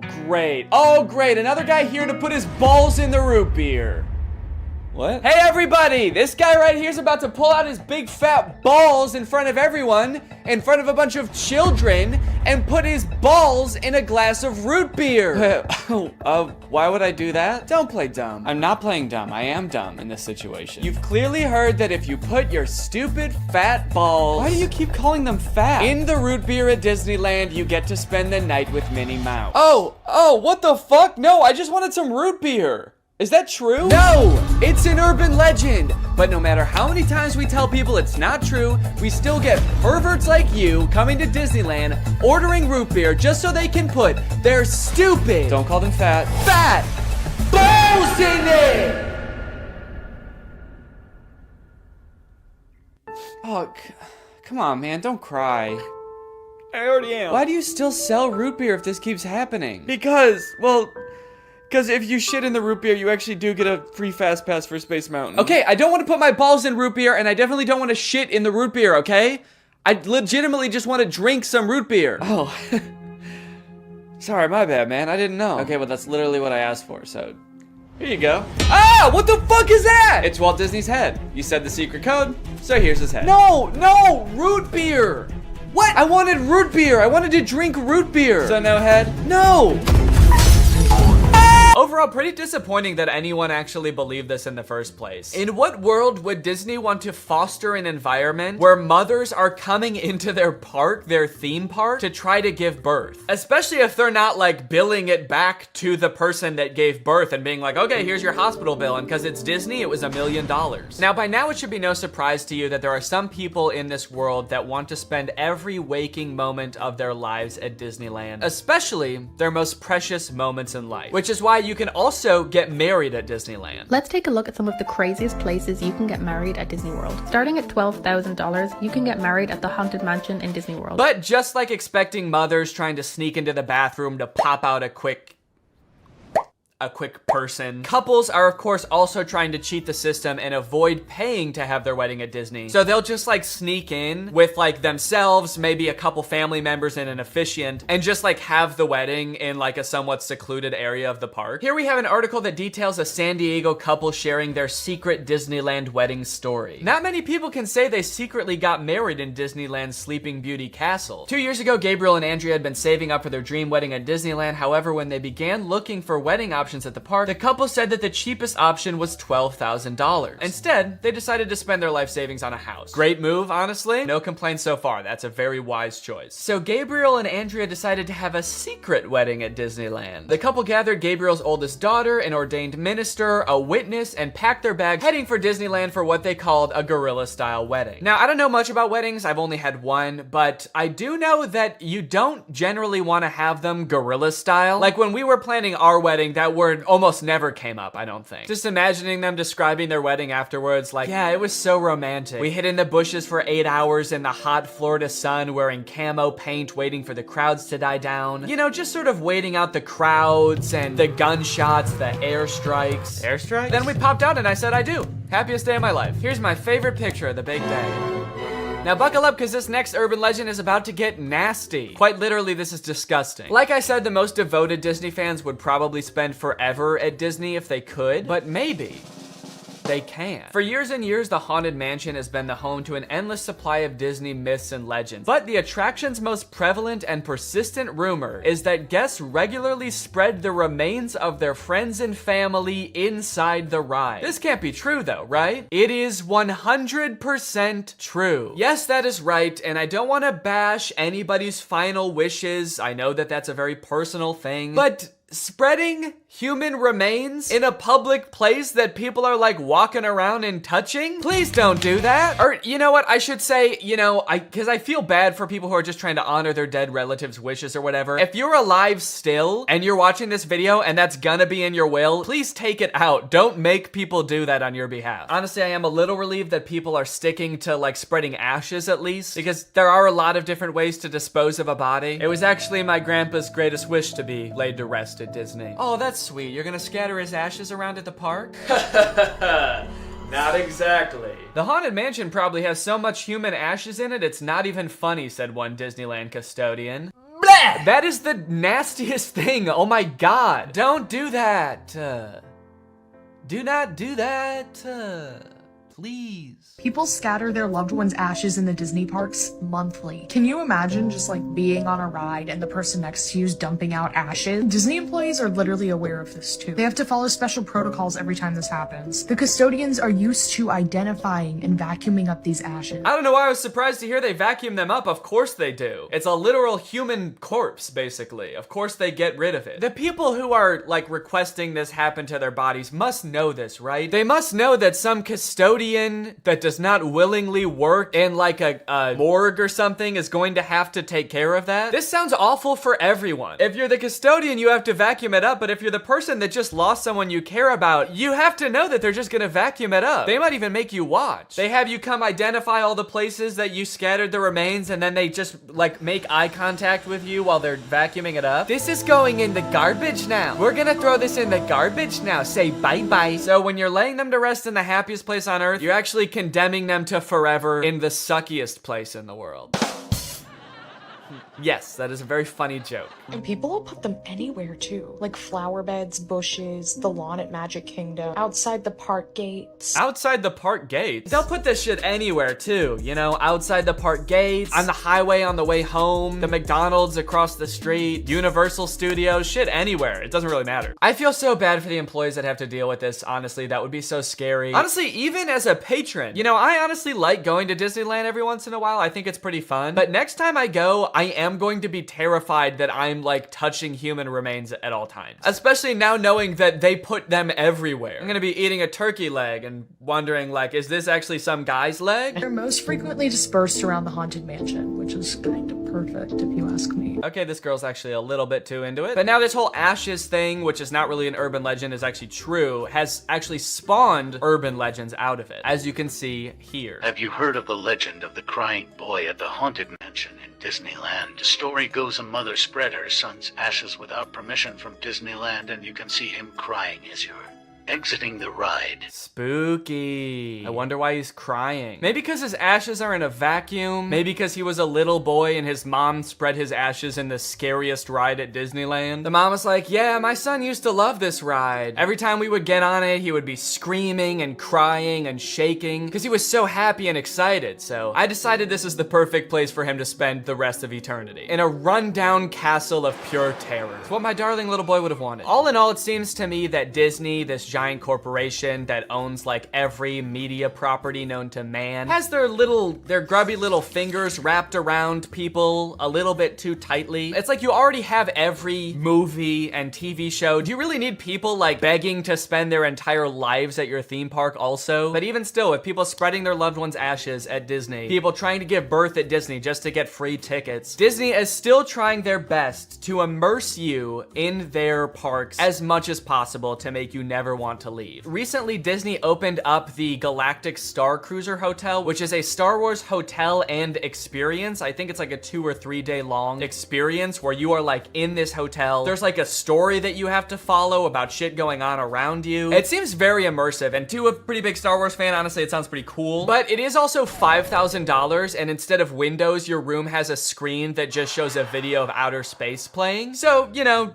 just keep that in mind that you might go insane while you're in this place. With no concept of night or day, you just have to adhere to the Star Wars pre-approved activities. There's like stormtroopers patrolling the halls at all times. It's kind of like they wanted to build a Star Wars hotel, but they built a prison instead. I read through some of the Google reviews for this hotel. It's only been open for a little bit, so there's not that much to go off of. And honestly, there are a lot of 5-star reviews of people who seemingly really enjoyed it. I did think that this review was really funny. This person gave it a 1 out of 5, and they said, thought the experience was fun, but not worth the price. There are too many missions to keep track of, and you are always missing something. It kind of seems like they got like too immersed in the story and like started to believe that they really needed to complete these missions. This sounds more like the review of a disgruntled employee that like works on a spaceship. There are too many fucking missions, man. There's too much shit to do. The hyperdrive is gonna fail, and I need to fix that, not to mention the First Order's breathing down my fucking neck trying to get me to give away the location of my comrade. This place is fucking stressful. I think my favorite thing I've seen come out of this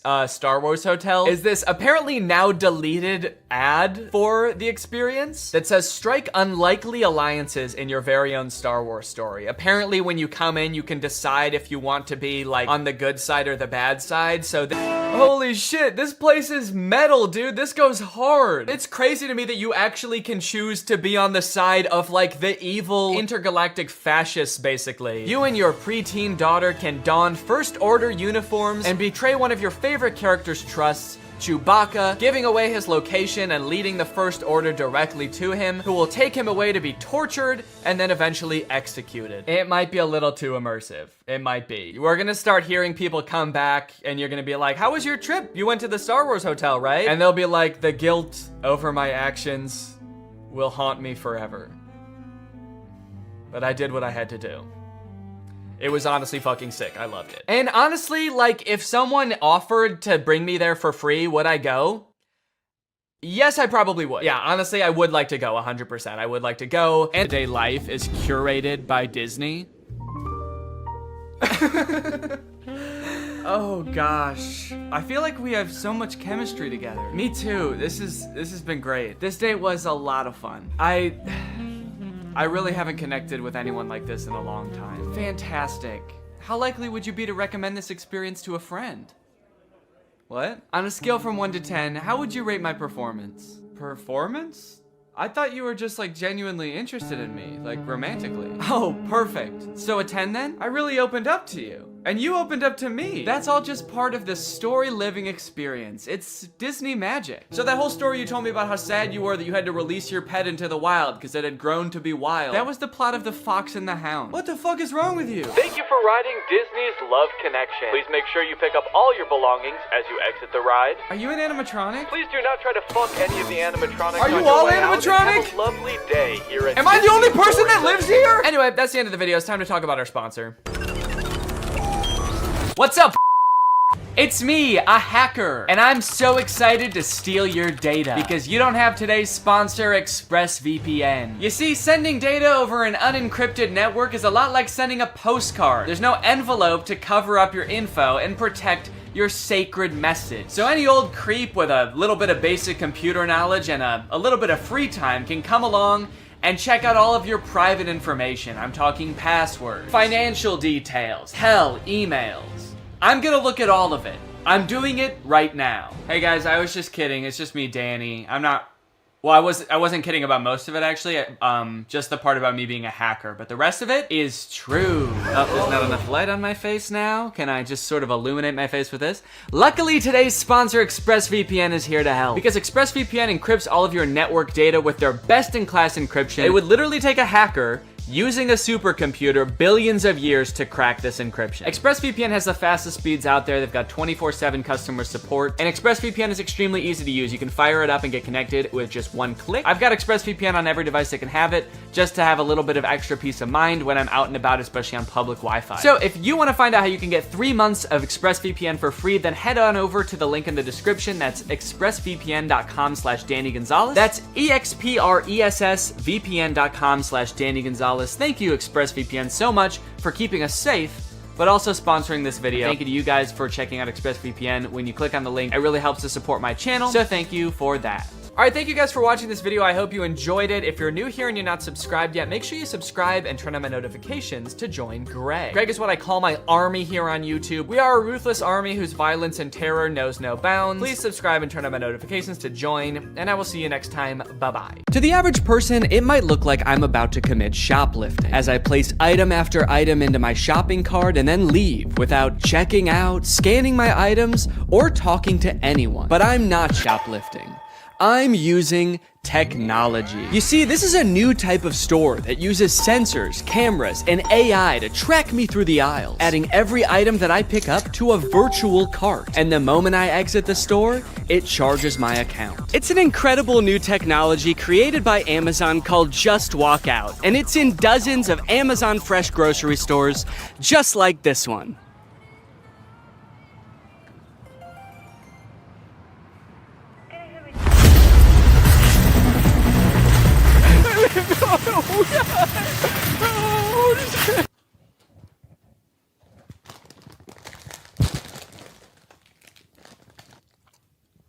I'm not just gonna not eat them. Okay, anyway, where was I in the script before I became a criminal? Oh yeah, they're an incredible new technology. They're called Amazon Fresh Stores, and they are a gigantic lie. You see, while Amazon was touting these stores as a cashierless solution that allowed them to use AI to cut out all of the on-location workers, it turns out what it really meant by AI was anonymous Indians. Amazon's Just Walk Out stores relied on 1,000 people in India watching, not AI. So it turns out that even though they started implementing this technology in stores in like 2016, as of 2023, Amazon still needed 1,000 people in India reviewing about 70% of all orders to make sure that it worked. In other words, it didn't work. It's just crazy because, like, why did they lie, you know? They didn't have to implement this technology into stores. I don't think anyone was asking for this. And yet, I feel like this kind of thing has been happening a lot lately. Tech companies have been taking some big swings and some even bigger misses. Like so big that in this baseball metaphor, the pitcher's throwing it right down the middle and the batter is in the stands just bashing some fan's head in. And that's why I've gathered you here today at Greg Tech's 2024 Developers Conference, where I will be testing some of the year's greatest tech flops. Starting with The Humane AI Pin. I did a video on the AI Pin when it was announced months ago as this sort of AI-powered phone replacing device that you wear on your shirt. And look, personally, I'm all for rethinking the form factor of the smartphone to make it less distracting while still maintaining all of the functionality, but unfortunately, the AI Pin did the opposite of both of those things. In the demos on their own product announcement, it was screwing up hard. It was messing up facts. It also seemed super difficult to use. And it seemed like they were being intentionally vague about what the thing even did in the first place. It's a standalone device and software platform. It seemed like the type of thing that literally only a sucker could buy. But that turned out not to be true because I bought one. I ordered this thing in like February and then didn't hear from them for a few months until April, when I got an email alerting me that it was time to set up my account. And boy, was I excited. So I'm gonna be honest, I kind of forgot that I bought this, but now my AI pin is ready to be personalized, apparently. Before we can ship you your AI pin, you will need to complete a few quick steps. So I have to set it up before they're even gonna send it to me? Kind of feels like they're calling my bluff. You don't really want this thing. How committed are you to the AI pin? Will you set it up before we even ship it to you? You probably won't configure your Humane subscription, set up your AI pin passcode, and add contacts. And honestly, I don't really want to do those things, but I guess they're not going to send it to me unless I do. It's time to set up your AI pin. There comes a time in every young man's life where he has to set up his AI pin. It's a rite of passage. Oh, that's fun. Woo! Is this it? Am I setting it up? Get a little over here, a little over here. It turns out that in addition to the $700 I spent on this thing, I also had to pay $24 a month to access features like the wireless network, cloud storage, and AI services, which in layman's terms are all of the things that the pin does. Luckily, the first 3 months of this service are free, so I probably will never have to actually pay for it. Set up your passcode. Okay, could you guys not look? I'm about to type in my secure passcode. Okay. Your passcode is easy to guess. Consider setting a more secure passcode. Yeah, but could it be so simple that it's actually, you would never guess it? All right, I'll change it. How is that easy to guess? It's my birthday. I guess does it know my birthday? Do you know my birthday? Fun fact, I actually didn't know this before recording this video, but it turns out almost every single combination of 4 numbers is easy to guess. How is that easy to guess? But eventually, I reached into the dark recesses of my mind and came up with a number combination so random, so, quite frankly, disgusting, that no one, not even God, not even me later in this video, will be able to guess it. Okay, well, let me write this down somewhere so that I don't forget it. Already using my phone for something because I don't have the pin yet, so I have to use the phone to remember the passcode to the thing that is gonna replace my phone. Connect your services. Oh, cool, I can connect my Google Photo and Title services, which I have both. And just like that, I was done. I have solved Humane's riddles, and now they have to send me my prize. All right, well, I guess the next time you see me, I'm gonna have the AI pin in my possession. It might even be right here.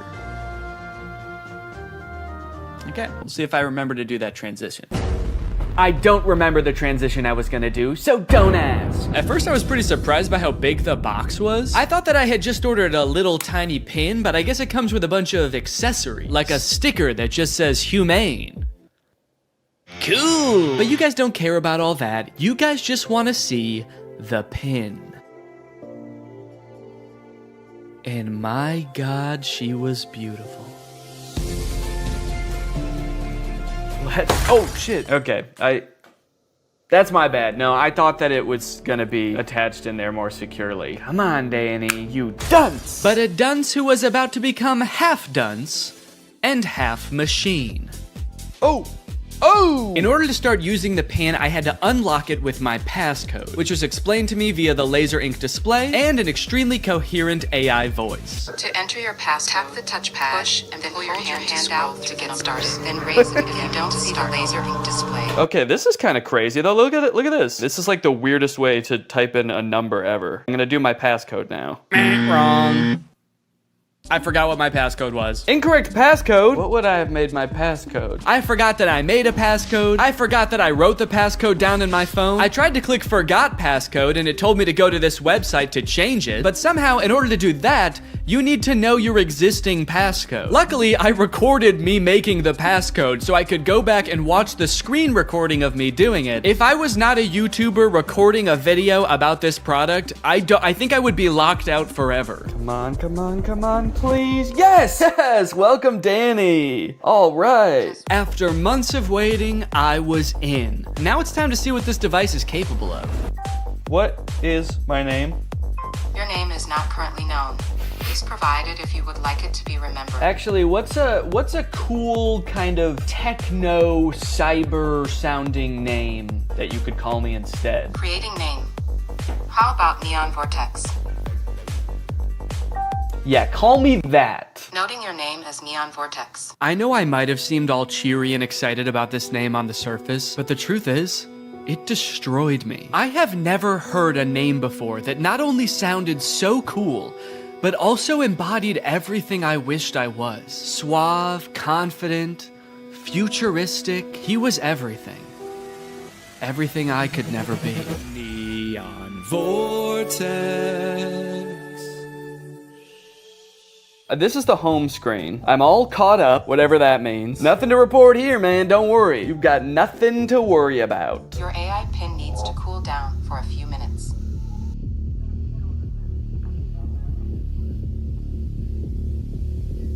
What? Yeah, so apparently it does that. Like a lot. If you use the display for more than 10 minutes, or the pin is in close proximity to a heat source, such as, I don't know, the human body, then it'll shut itself down so it can cool down for a few minutes. But hey, man, that's fine with me, you know, that just gives me more time to think. To think about him. The next day, I decided to put the pin's basic phone functionality to the test. Things like calling, texting, navigation. Since this thing is essentially supposed to replace your phone, it should be pretty convenient to do all this stuff on the pin. It should be. The weird thing is it seems like you can't make any changes to the pin on the pin itself for some reason. So if you want to change any settings or add contacts, which I needed to do to test this as a phone, you have to use Humane's web portal on an inferior device like a computer or a phone.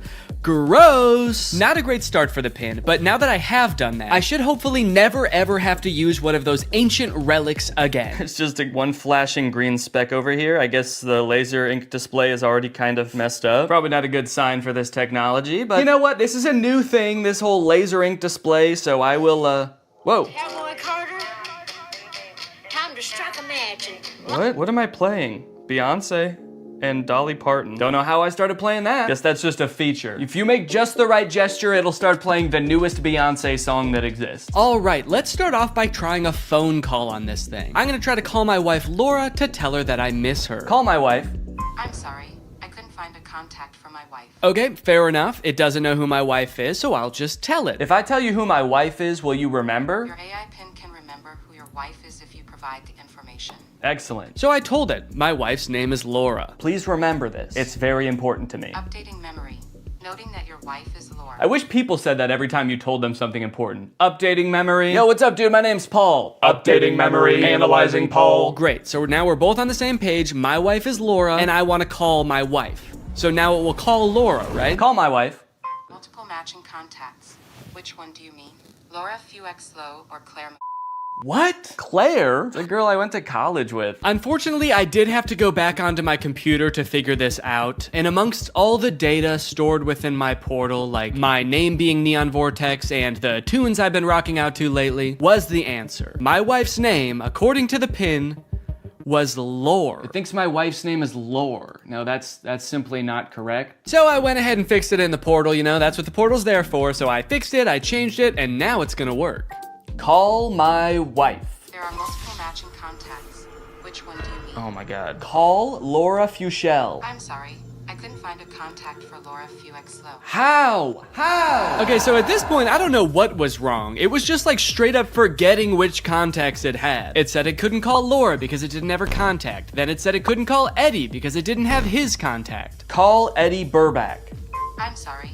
I couldn't find a contact for Eddie Burback. Why not? And you might think, Danny, maybe there was an error transferring the contacts. Maybe it really doesn't have these contacts. But I know it had Eddie's contact, and do you know how I know? Because it could text Eddie. Can you text Eddie Burback? What do you want the message to say? Okay, all right, Still not sure if this is gonna work, but finally, thank God it's letting me do something. Hey, Eddie, it's your...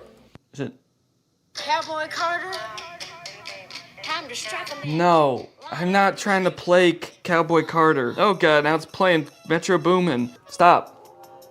Anyway, eventually I sent the text to Eddie. It worked. I didn't have any way to know it worked because there's no screen on this device. You can't see what the message you sent said or anything. So I guess you just gotta hope and pray it goes through and accurately transcribes what you said to it, which frankly I am not confident in after the whole lore debacle. Okay. Eddie just texted my actual phone and said, I know you made a video on the pin and I'm positive this is you, but it still feels like a scam, LMAO. I'm too scared to text back to a random number claiming to be my friend. Regardless of scaring my friend, the text went through. This was a huge confident boost. Time to try calling my wife again. Call Laura.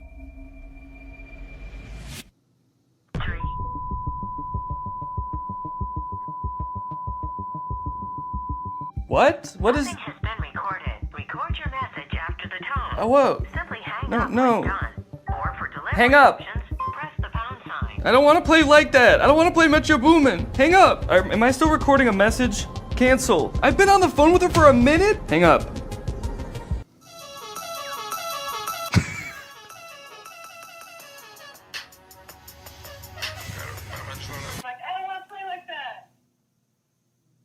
It was some man being like, I don't want to play like that?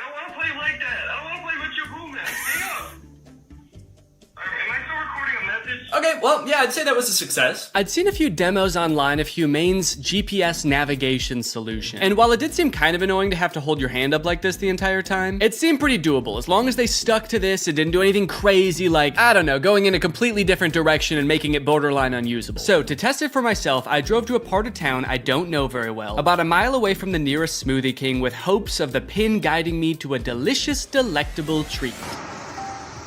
Navigate to Smoothie King? Head north on South Columbia Street towards East Gardner Road. Turn right onto East Gardner Road, then left onto South Washington Street. Follow South Washington Street and turn right onto East Chicago Avenue. It just gave me all of the directions at once. I wasn't ready for it. What, am I supposed to have a notebook to write that down? Also, sorry for the noise. If you live in Illinois or one of the surrounding states, you know, it's cicada season. It's the year of the cicada and they're everywhere. Oh. One just landed on my shoe and then got pissed off that I moved. Eventually, I realized if I look at the laser display, it displays the directions, but not like it did in any of the demos. It just gives you a block of text with every single direction written down. If you're in the shade, that is. If you're in the sun, it gives you nothing.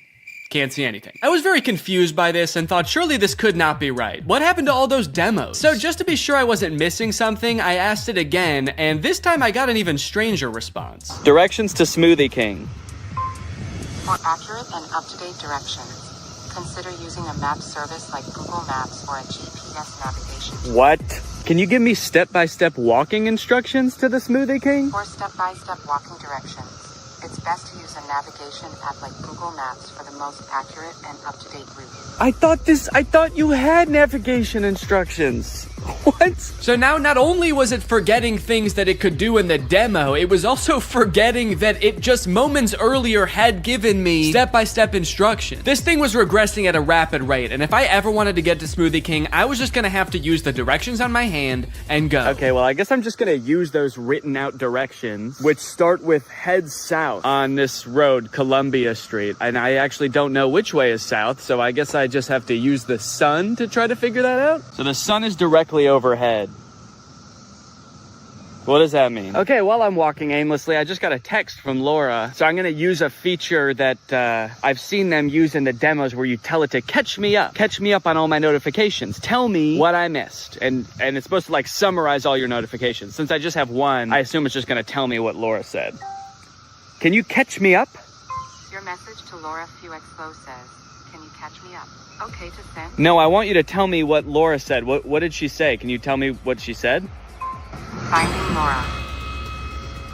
Finding Laura? Laura asked, okay, hello, what we thinking about lunch? Oh no, guys. I told Laura that I was having a smoothie for lunch, and now she's saying that she wants a smoothie for lunch too, and I didn't have the heart to tell her that I was just meandering aimlessly down the street with no clear end in sight. And I told her I would get her one, which means I'm on a time crunch now. So that's when I had to kick it into high gear. Walking under the beating sun through a sea of cicada corpses, I trudged, and I trudged. Then I realized I had been walking the wrong way for 10 minutes, so I trudged the other way. And after about 35 minutes, I finally made it. I got my smoothies.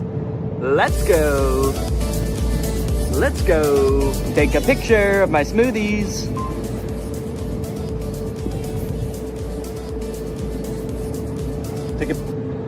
Yeah, I don't know if it took the picture. All right, gang, now that Papa's had his smoothie, it's time for a smoothie-fueled lightning round. Enough about practical functions. Let's see if this thing can have some fun. First, can it do bizarre music prompts? Play music written by YouTubers named Danny.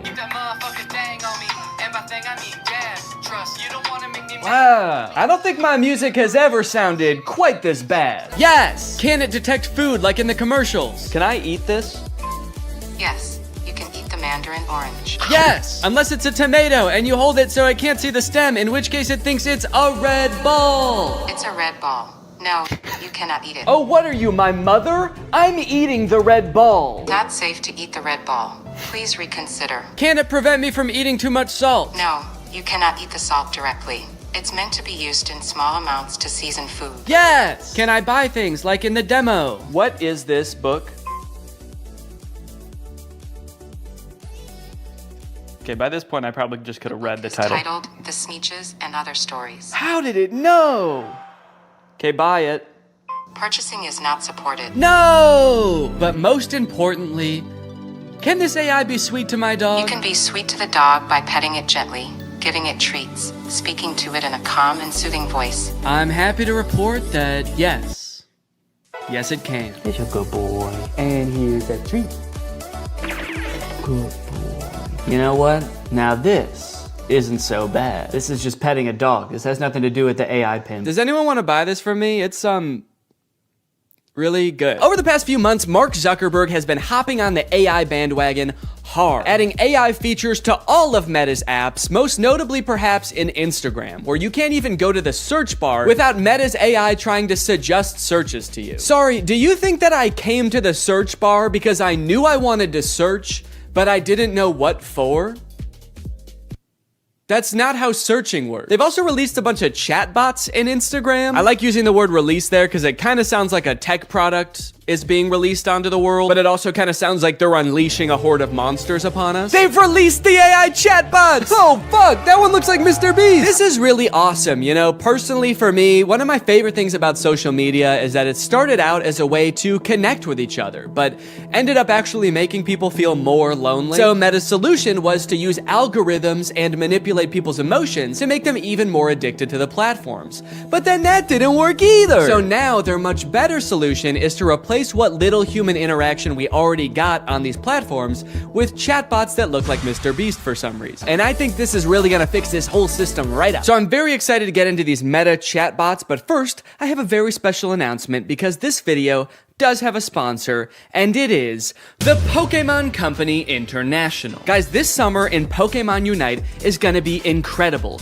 You got Ho-Oh sweeping in, and you can snag it for 0 cost. You also have a very cool looking Dark Lord style Charizard Hollowware, which is so cool, and I wish somebody would call me Dark Lord style just once in my life. This summer, you could catch me roaming around the gamer world. My trainer's name is Danky Gonky. Go ahead, hit me up, add me to your squad, let's go and do some battles together. There's a challenge called the Divine Forest Challenge that lets you trade for a Ho-Oh's license, and guys, let me just tell you, Ho-Oh's no joke. Bringing back defeated allies with its Unite move, Rekindling Flame. You got other sick moves like Sky Attack, Fire Spin. You're gonna be unstoppable with this thing. This game is just busting at the seams with gifts, daily free prize machine ball throws that promise a Hollowware treasure. So if you wanna hop into the game, click the link in the description, get into the Pokemon world, and make this a summer to remember. Again, click the link in the description to get Unite today. It's totally free to start on iOS, Android, and Nintendo Switch. And now let's talk chatbots. I'm still actually not sure what the point of adding these chatbots into Instagram is, so I asked it, what can you do? To which it responded that it can help in a variety variety of ways, from helping to plan a vacation to creating art, which is actually kind of a crazy coincidence because those are the exact two things that I would literally never want an AI to do for me. It went on to say that its strengths are answering questions, generating text and images, and just chatting. But at this point, all I could think about was the fact that it told me it could plan a vacation. I thought there was no way it could actually do that. And I was right. Can you help me plan a vacation? I'd be happy to help you plan a vacation. To get started, I'll need to know a few details from you. Here are some questions to consider. Where are you interested in going? How long do you have for vacation? What type of vacation are you looking for? What is your budget for the trip? Are there any specific activities? Do you have any preferences for accommodations? So I'm gonna say I want to go somewhere fun and tropical, a nice getaway for me and the family. I'd like to stay at a hotel for 5 days. With all of this information, it suggested a few tropical getaway locations like Hawaii, Cancun, Phuket. But then it said something that I did not expect. It says it can also help me with booking flights and hotels. How can Instagram book me a flight? I'm calling its bluff. I actually don't think this has the capability to do that because why should it and why would it? So I'm gonna say, okay, book me a flight for next week to Cancun and book the hotel. For flights, I recommend checking out websites like Expedia, Kayak, or directly on airlines websites such as American Airlines, Delta, or United. Yeah, great idea. That's what I would have done anyway. That's like if I went up to an old lady who needed help crossing the street and I said, "Excuse me, ma'am, can I help you cross the street?" And she said, "Oh, thank you, young man, that would be lovely." And then I said, "All right, just put one foot right in front of the other until you get to the other side." And then I gave her a little shove, and I went on my way. Oh, good. It also listed hotel recommendations and then said you can book hotels through websites like link unavailable, or directly to the hotel's website. Thanks. Let me know if you'd like more recommendations or help with booking. Nah, man, I'm good. Okay, so maybe it lied about like the very first thing it said it could do. That could mean that this is a very poorly built tool that doesn't know nothing about crap. But on the other hand, it could mean that this is a very well-built tool that is evil and designed to lie. So I gave it another chance and asked it to entertain me with a game. Let's play a game of treasure hunt adventure. I'll be the game master and describe a scenario, and you decide what actions to take. Okay, pretty cool. This is like one of those old school text-based adventure games. It gave me this long introduction about how I've heard rumors there's a treasure hidden in the jungle, guarded by an ancient temple. It's really trying to set up this mystical world for you to explore. And then it gives me some multiple choice options. I am curious if I can pick options that aren't one of these options. I'm just gonna say, I find the treasure and go home. It's really thinking about this one. It's like, what is it?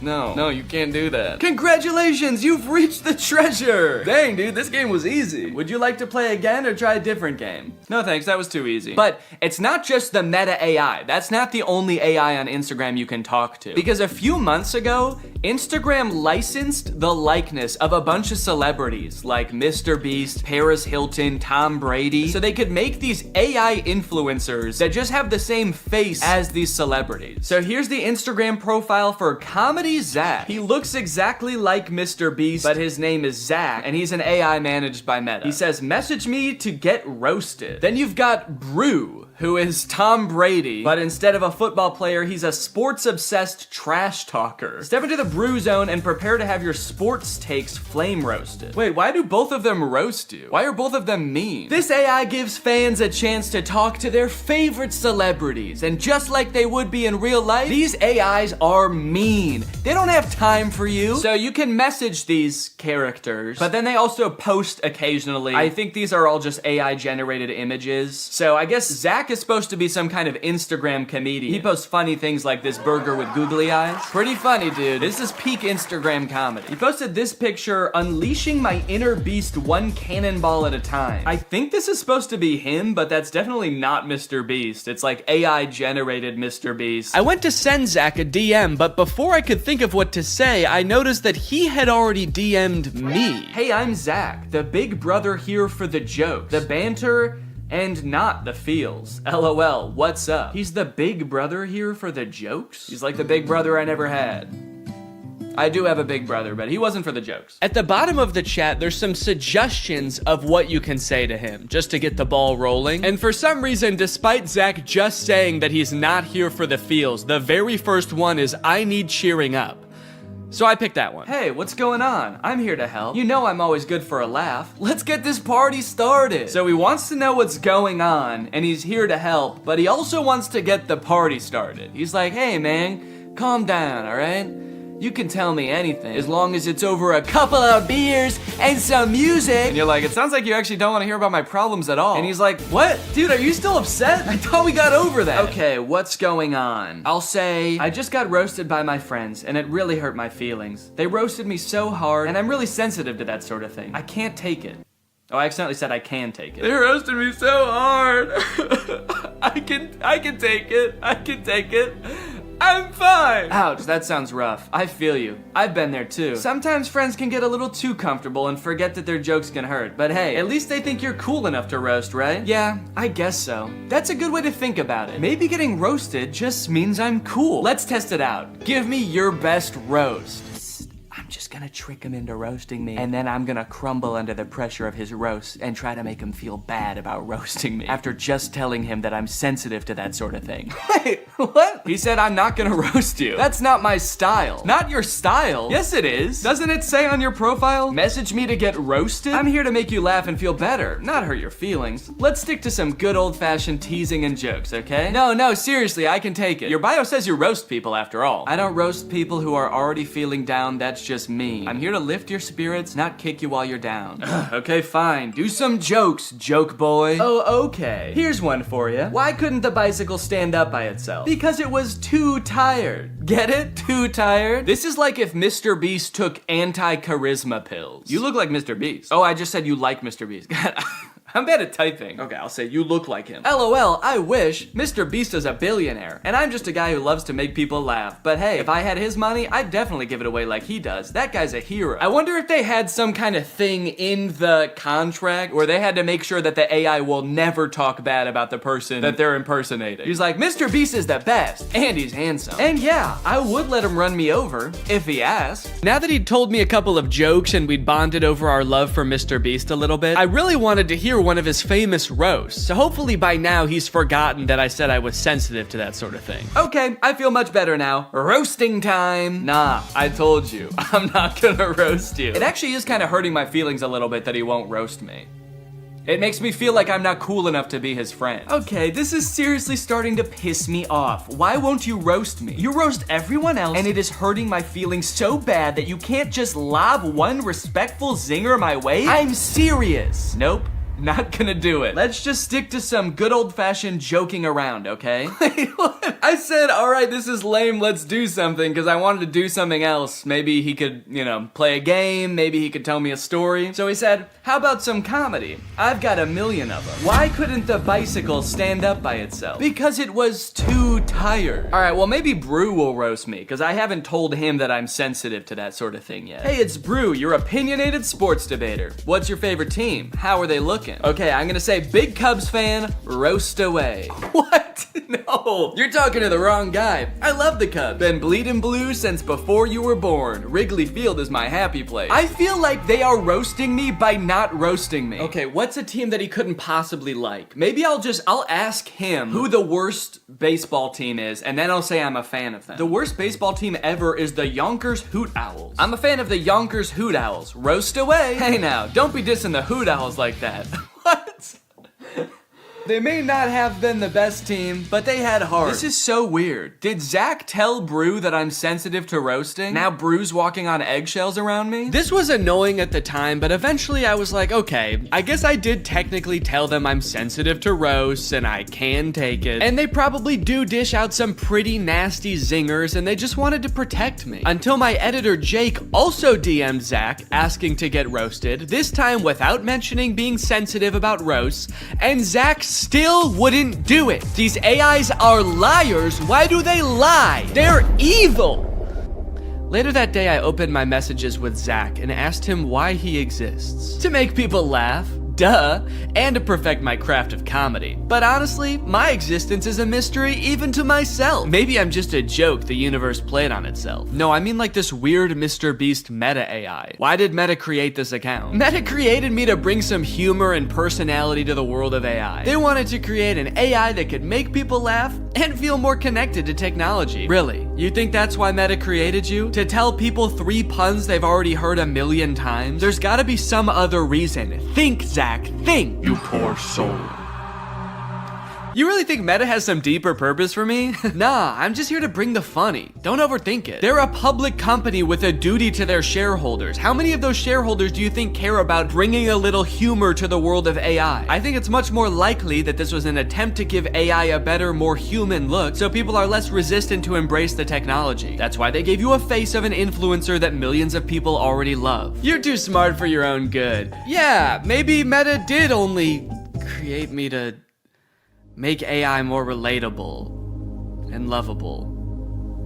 But let's be real, the joke's still fire. Then I asked it if I could hear one of its fire jokes, and it said, here's one. Why couldn't the bicycle stand up by itself? Okay, I know this video's been a little bit AI heavy so far, and everybody's talking about AI right now, so these next two products are gonna be different. While I was starting to work on this video, my editor Jake released a video about the Spotify car thing. It's a device that Spotify released that let people who don't have like Apple CarPlay or Android Auto have a screen in their car that controls their music. Theoretically, seemed like a pretty good idea, but apparently one, the device never worked like it was supposed to, and two, in a few months, Spotify is releasing a software update that makes all of them useless. So since Jake is sort of the resident expert on the Spotify car thing and is actually a proud owner of, or actually I shouldn't say proud, what is the opposite of proud? Ashamed. Since Jake is actually an ashamed owner of the Spotify car thing, I invited him to give me a little presentation on what's going down. Hey man, how's it going? Good. You like listening to music in the car? I love it. Hell yeah, man. Can't stop. Love to see it. You like, you know, fun little devices? You like little trinkets devices and stuff? Honestly, I'm pretty agnostic on that. Hell yeah, man. All right. Love to see it. Oh, okay. Sick. Hell yeah for being agnostic on devices. Just out of curiosity, do you like generating like thousands of tons of e-waste just because like you can? Just because nobody can call you on it, nobody can stop you? You good with that? No. Hell yeah, man. All right. Love to see it. Cool. So that was all the answers you were expecting then? That's exactly what I was expecting. Yeah, it's literally exactly it. How the fuck does this work? So yeah, this is the Spotify car thing. You know what? Go ahead, get your hands on it. Ooh. Feel around, play around.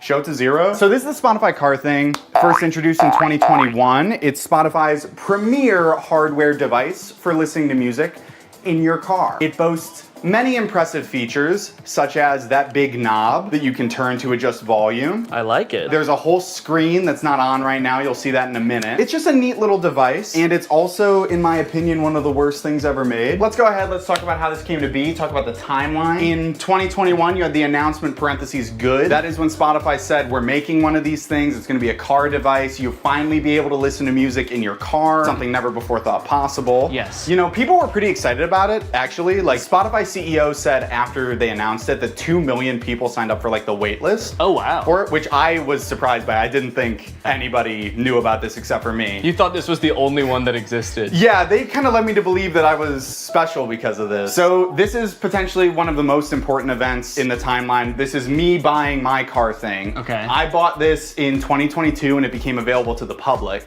And yeah, what's up? It looks like right after you buy it, there's another event like very shortly afterwards that says, oh no. Yeah, this was an interesting moment in my life personally, where I realized I had spent $85 on a device that pretty much does nothing. So it doesn't do anything right now. Doesn't do anything right now, and that's not that different from when it was plugged in and working in my car. So how did you play music in your car before this thing? I plugged my phone in through like 5 adapters and then like fought with the cassette tape adapter because it was really finicky. It was a very unelegant system. So I was excited for like a tech company to create a sleek product that was gonna solve my problem. That's what they do best, baby. That's what they do best. Then I got it and I set it up and I realized that's actually not how it works at all. So you'll see on the back there's a USB-C port. So the USB-C cord is just for power. It cannot connect to your car. So your phone still has to be connected to your car. So what this actually is a second screen that just has audio controls on it. So you don't plug your phone into this at all? No. You plug your phone into the car still. And then you connect to this with Bluetooth, like a Bluetooth speaker. And then this controls your music. So this oh no moment was profound. I was like, oh God, I wasted what at the time I did the math equated to 10 hours of labor at my job. And I got pretty much nothing out of it. The only perceivable benefit I can see from this is if you want to have like music on one screen and then like your maps or like Family Guy clips on like the other while you're driving. Subway Surfer, Subway Surfers, sand cutting, etc. So nobody really buys the car thing. It's not like the most popular product on earth. And then Spotify Spotify takes notice of that, and in February of 2024 decides, hey, guys, we were just kidding. It's not $90. Now it's $30, baby. Let's go. What a deal. What a deal. 60% off. I mean, that's incredible. Well, it's also really nice because since you decided that you didn't really even want this, now you can't even sell it for anywhere near the $85 you bought it for. You can only sell it for $30 at most. Exactly. And even if I tried to sell it for $30, I have a feeling I would not be able to sell it. And I'm definitely not going to be able to sell it now because of announcement parentheses not good made 3 months after that sale, where every car thing that was purchased in this sale, when I bought it, whenever, will no longer work as of December 9th this year. As of December 9th, 2024, car thing will be discontinued and will stop operating. They're gonna flip a switch at their headquarters and generate as much e-waste as possible in like 1 minute. I like that the headline, or what Spotify said is, we're switching gears. Like they're going from like first gear to second gear, but in this case they're going from like drive to the car blows up. They did issue refunds. This is something that I didn't know about when I made my video about this, so I wanted to bring it up here. If anybody listening has a car thing at home, or if you have secretly had a car thing this whole time. Yeah, well I have 7 of them, so that'll be good. So yes, you can get your refund, but I will say, refund is maybe a misleading word because what they do is they don't give you your money back to the, the source of payment. They give you an equivalent amount of Spotify premium months as to what you paid. Okay. So I got 6 months of Spotify premium paid for and not my money back, which is still nice. It's still good of them. Did you use Spotify premium already? You had to use the car thing. Okay, That's of course. the other thing. We've talked a lot about what the Spotify car thing is. We've talked a lot about the ins and outs of this product, what it does, what it's good for, but as we know, light cannot exist without darkness. The sun cannot exist without the moon.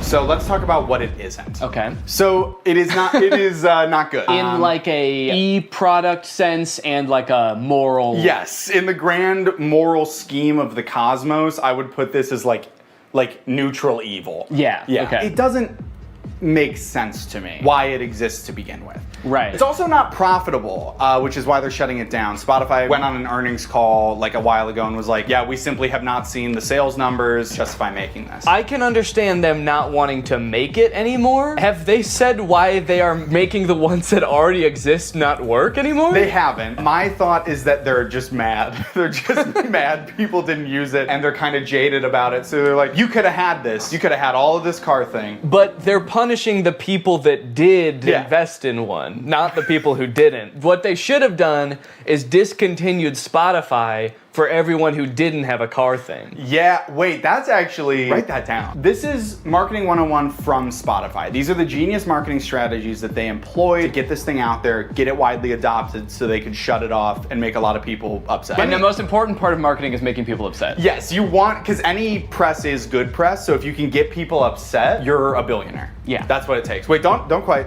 Let me ask you something. Okay. Back off. You pull out a gun. Let me ask you. Picture you are, I think his name is Daniel Ek, the CEO of Spotify. You're Daniel Ek. You're a bald man from Scandinavia. I might have to cut all that. I don't know if any of that is true. Have you been making up this entire presentation? No! Shut up! You're Daniel Ek, you're bald, you're Scandinavian, and you're launching a new product. You're creating a brand new piece of hardware. Your company doesn't really do that, but you do own the #1 streaming platform for music on earth. How would you choose to market this new product? Yeah, I would probably just advertise to people who use Spotify in Spotify. I hate to tell you this, Danny. You are failing Marketing 101 from Spotify. The key to advertising a product is to not put it in your extremely popular app. What you're gonna wanna do is reach out to people via email only. We know one thing about young people, they check their email and they enjoy doing it. And you're also gonna wanna make the function of the device in all this material extremely vague. You're gonna want the only image you send out in these emails to be this, which is the name of the device, what the device looks like, and then the vaguest sentence you've ever heard. This is the only picture of Spotify Car Thing that existed before it was available for release. When this first came out, I thought the name Car Thing was kind of cheeky, because it's like, it's a thing that goes in your car. But now that I know this is the only ad that existed for it, and it actually doesn't explain what the Car Thing does, it's a very poorly named product. My only guess is they were trying to avoid, like, false advertisement lawsuit when they inevitably shut it down and it actually doesn't do anything. So they couldn't call it like a music playing screen because they knew all along they were gonna shut this thing down and then it wouldn't be that anymore. This is a side note, I literally cannot believe, I don't know who I was in 2022 because like the fact that like this and a vague couple of emails was enough for me to be like, I fucking need this is so crazy to me. Yeah, you can't even tell in the ad how big this device is. And I'll be honest, the ad, it makes it look huge. Like I'm looking, and maybe it's just because it's on a projector screen. Yeah, I would guess it's like, honestly, it's like this big. Yeah, wait. According to Spotify, their decision to delete the car thing was part of our ongoing efforts to streamline our product offerings. That's actually so crazy. I did not even think a company could do that. Can they do that with any product? You buy bread at the store and the bread company comes to your house and takes their bread back and is like, we're streamlining bread. Better luck next time. Anyways, you guys should go check out Jake's video on it as well. It goes much more in depth and he's really funny. But I think it's safe to say that that's gotta be the worst car thing ever, right? Well, in 2019, Tesla announced its first pickup truck, the Cybertruck. When it was announced, Elon Musk made it very clear that they wanted to do something different with the pickup truck genre, creating a more post-apocalyptic looking vehicle that you can drive around in with your cyberpunk goons. We've all got some. And they've got to get to soccer practice. But after years of delays and the truck finally becoming available for much more than Elon Musk initially estimated, owners have now been united with their trucks, and it is full of safety problems. My Tesla Cybertruck has 3 official recalls involving the wiper blade motor, the accelerator pedal, and this little plastic part right here just flying off as you're driving. And I just so happen to have rented one. I tried to remain optimistic when I picked up the Cybertruck, and at first everything seemed fine. It looked like a marvel of engineering, you know? Big, sharp, the windshield wiper was humongous. But other than that, honestly, things seemed pretty normal. Until I started driving the car home. On my way home with the truck, I started to notice that nearly every person who drove past me was staring at me. People were gawking, mouths agape, some even took pictures. I was starting to feel like an animal trapped in some kind of cyber zoo. And things only got worse when I got home and finally got to do some research, only to find that people hate this truck. Owner after owner had been posting videos on social media of people peeing on their trucks in broad daylight. I didn't realize how strongly people felt about this truck, but I was starting to worry that they felt the same about the people on the inside of them. Should I be fearing for my safety? I know damn well that the windows aren't going to protect me. At the very least, I needed to make sure that I was not seen anywhere near this truck. I needed a disguise. I needed to become Neon. Vortex, he's the coolest guy. And his pin's AI. Look at him go, what a little freak, it's Neon Vortex. So I've spent a decent amount of time with the Cybertruck now, and I've compiled a little list of pros and cons. So we'll go through that real quick so you can get a quick rundown of everything that's good / bad about the Cybertruck, just in case you need like a quick decision. You got your finger on the buy button right now and you just need to know, Neon, should I buy this thing or not? Pros. The interior is actually pretty nice. I like the little ambient lighting that goes around the whole front of the cabin. Actually, I think it's in the back too. There's a little strip. The steering wheel has the turn signals on the wheel, which takes a little while to get used to, but once you are used to it, I think it's actually pretty nice. All of the materials on the inside seem pretty nice. Like the material on the roof liner is like a nice suede kind of thing. But it's pretty spacious on the inside. It has ventilated seats. My butt's so cold. I changed my mind, this is a con. Okay, cons. There are several things in the car that are too small and shaped oddly. The steering wheel is like tiny. And then the rear view mirror is also tiny. And to make matters worse, while the tonneau cover is closed, which is the little cover on the back of the truck bed, the rear view mirror is completely black because there's a thing in the way. Another con, this thing is sharp. If I ran into somebody, I would slice them in half with this car. I also feel like it being made out of stainless steel might be bad for its crash test rating in general, but also the fact that it's so sharp means that opening and closing doors is kind of uncomfortable. Because this car doesn't have any door handles, the way you open it is you have to push a button, then the door pops open a little bit, and you have to kind of reach your hand into the space where the car door has opened and pull it open. But since this car is made out of like weirdly cut stainless steel, it's kind of sharp in there when when you open it. It's an unpleasant feeling on the hand, and you never really feel like you're grabbing it in the right place. This truck is wrapped in a matte black color, and one of the reasons the owner said he wrapped it is because you basically just grab this thing all over to open it, and there were fingerprints everywhere. Also, changing gears is a pain in the butt. It's actually a little thing that you slide on the screen. If you want to go forward, you slide the little truck forward. If you want to go backwards, you slide it backwards, which is not a huge deal if you're just driving from one place to another, because how often do you really change gears in the car anyway? But the second you have to do any kind of 3-point turn where you have to change gears more than once, it is such a pain. Bug just landed on my eyeball. One thing that's sort of a pro and a con is the rivet in the accelerator pedal. You see, when Tesla first started shipping the Cybertruck, owners began to realize pretty quickly that after a short time of use, the plate on the pedal could come loose while you're pushing it down all the way, then slide up and get wedged into the car, effectively trapping the accelerator pedal to the floor. Luckily, since this car is electric, the brake pedal can fully override the accelerator pedal, so if you get into this situation, just stay calm, hold down on the brake, and hopefully by the time you realize that, you haven't plowed through like a school field trip or something. Anyway, since this started happening, Tesla has recalled all the Cybertrucks to put rivets in the accelerator pedal. So the rivet is a pro in the sense that now your car will not decide to keep accelerating forever until the end of time, but it is also a con because if it needed this rivet in the first place and Tesla didn't catch this very simple issue before releasing them, what else might they have missed? Ooh, I know actually. Maybe the fact that the frunk chops fingers off. This is the frunk, or front trunk of the Cybertruck, and because it is super sharp and can close automatically, it is apparently basically a guillotine. When people with access to Cybertrucks started realizing this, TikTok, Twitter, YouTube were all flooded with videos of people testing it out with various fruits and vegetables, and it did not look good for the Cybertruck. Tesla took note of this and actually issued a safety update to the car's software fixing the issue. Kind of. The update led to yet another wave of videos, this time owners more confidently testing the frunk with their own hands. But what a lot of them didn't realize, however, is that the way Tesla fixed this issue is by making it so the first time you try closing the frunk, it closes very lightly, and if it notices any resistance at all, it comes back up, just how you'd want. But if you keep trying to close it after that, Tesla assumes, hey, maybe you've stuffed the frunk with a big bag, and you don't care if it closes a little bit harder, you just want the dang frunk closed. Surely someone isn't just standing there slamming the frunk on their hand over and over trying to prove their allegiance to Elon Musk. So when this Tesla nut Jeremy Judkins went to test out the new update, a little scared from how dangerous he'd heard it was before, he started out with his big sturdy forearm. Then he worked his way down to his hand, and finally his lone little index finger. Unbeknownst to him, the frunk was getting stronger and stronger every time until... Everybody's been waiting for this, the finger.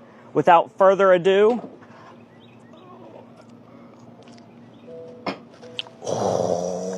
I feared for my finger for a second, not gonna lie. That's kind of bad. Yeah, so I wasn't gonna test this out on my own hand, but I did try it with my shoe. Okay, I don't think that was enough pressure to slice my fingers off. I'm not gonna test that, but it definitely saw there was something there, recognized it, it thought about it for maybe a second and was like, do I wanna kill this guy? And then it said, all right, what the heck, we'll let you go. So that's nice. All right, driving test. It's time to take this thing out on the open road and kill somebody. One interesting thing right now is it says press to drive and it's showing a picture of the accelerator pedal. So I like that it kind of assumes that as a Cybertruck owner, you have no idea how to drive. The experience of driving a Cybertruck is a little different due to its unique steer-by-wire mechanism, which means the steering wheel is actually not physically controlling the wheels. It's doing it electronically, which means that it can do things like turn more sharply when you're in a parking lot and less sharply when you're at highway speeds. It's a cool idea in concept, I think, but it definitely took some getting used to, and also, I don't know, like, was this really a problem before? I kind of liked that every time I turned my steering wheel, it turned the car the same amount. First time I took a turn in this thing, actually every subsequent turn I took after that too, I was like, whoa, this thing is a bucking Bronco, man. This thing's trying to buck me right out of it. This is a wily gal. I've been saying it all day, even alone in the car on the way from the guy's house who owns this thing. I was just saying, yeehaw! This thing is a wild girl. Yeah, I definitely don't like how tiny the steering wheel is and how flat it is on the top. It just feels like wiggling it a little bit sends the car so far in one direction. You really gotta be 10 and 2 if that analogy even applies to a rectangle or a trapezoid. I don't know what this is. I think it's like a hexagon. As a passenger, how is this for you, Jake? Is it? I would say I get motion sick in cars. I normally don't get motion sick in the front seat. Please. In this one, I am feeling a little motion sick. No! Sorry. It's a bucking Bronco, you know? What can I say? She's a wild gal. Imagine setting your phone here, and you know, sometimes you slam on your brakes and the things in your car go sliding forward. Imagine if something went sliding forward all the way to the front of this dashboard. There's no way that you could ever get that back while you're driving. So if your phone was up there or anything important, you just gotta wait until the end of your drive to get it back. Either that, or you have to floor it so fast that it comes flying back and then you just sort of catch it like that. That'd be kind of cool. Kind of feels like I'm in the weirdest Uber ever right now. For Jake? Where you going, man? The future? Strap in, buddy. It's gonna be a wild ride. And I don't know how to drive. We got a little cyber hungry while driving around, and I figured that taking our wild gal through a drive-thru would be a perfect way to get an outside perspective on the truck. Take me to a drive-thru. Command not understood. I'm hungry. This command is not available yet. You're not allowed to be hungry yet in the Cybertruck. Hello, can I get one Butterburger cheeseburger? Anything else? That's it. It's 906. There you go. Thank you. I like the Cybertruck, by the way. Oh, thanks, man. I'm just renting it, actually, just for the day, yeah. I was thinking about getting one, so I just wanted to see if I liked it or not. Oh, testing it out, right? Yeah. Do you really like it? They look nice, yeah. Okay, yeah. Some people like it and some people hate it. I don't know if I really like it or not. Futuristic. Yeah. Nobody has that. Yeah. It's pretty cool, though. He looked kind of like he was gonna laugh at me when I first pulled up. He was nice about it, though. He said he liked it. Do you think he really liked it? I may never know whether that guy really liked the Cybertruck or if he was just being polite, or worse yet, sarcastic. But while we were sitting in an empty church parking lot enjoying our meal, we were confronted again, but this time in a much stranger way. As we were sitting there minding our own business, a woman pulled up beside us and just stared into the car for a good like 30 seconds. This is very confusing. She's just looking. The windows of the truck are kind of tinted, so I didn't know if she could see us, but I was worried that she was like security for the church or something, and we weren't supposed to be there. So I rolled down the window to ask if everything was okay. And finally, she spoke. Hello. How's it going? Yeah. Oh, sure, yeah. Oh, that's so cute. Thank you. Yeah. Yeah, I can show you. Yeah, of course. I'm filming a YouTube video right now. That's why I'm dressed up all weird. So I showed her around the car for a little bit and she took a ton of pictures. Also, I had taken off my wig, so I looked even more insane, but she never questioned it. Then she told us that her grandchildren would love this. And they live pretty close by, so she asked how long we'd be there for. We said probably 10 minutes, and she said, 30 minutes? And we said, okay. And then we waited for 30 minutes while she went to go get her grandkids. Yeah, of course. Come on over. They did indeed love the Cybertruck. What do you think? You like it? Yeah, it's pretty cool. Yeah? Cool. We went all around it. They asked a ton of questions. Their grandmother kept telling them to wave at the camera. So the back is a truck. It's got a truck bed in the back. Oh, a gaming room. That's a good idea. I think this kid must watch a lot of Brent Rivera or something, because when he saw the back of the truck, he was like, oh my god, it's so big. You could fit a secret gaming room back here. And then when he saw the front, he was like, oh, this is too small. You could not fit a secret gaming room up here. It's like he only thought in terms of secret gaming rooms. It was insane. When I'm 16, Uh-huh. I'm gonna buy it. Oh, good idea. I like it. That'll be a good first car, huh? Smile. 1, 2, 3. And with that, my time with the Cybertruck had come to an end. It was time to bring it back to the person I rented it from. And wait, what is that? What's going on with those podcast recommendations? And you know what? The music recommendations too. Who owns this car? All right, that's it. I'm pissing on this thing. All right, guys. Well, thank you for watching this. I hope you enjoyed it. Make sure you subscribe and turn on my notifications to join.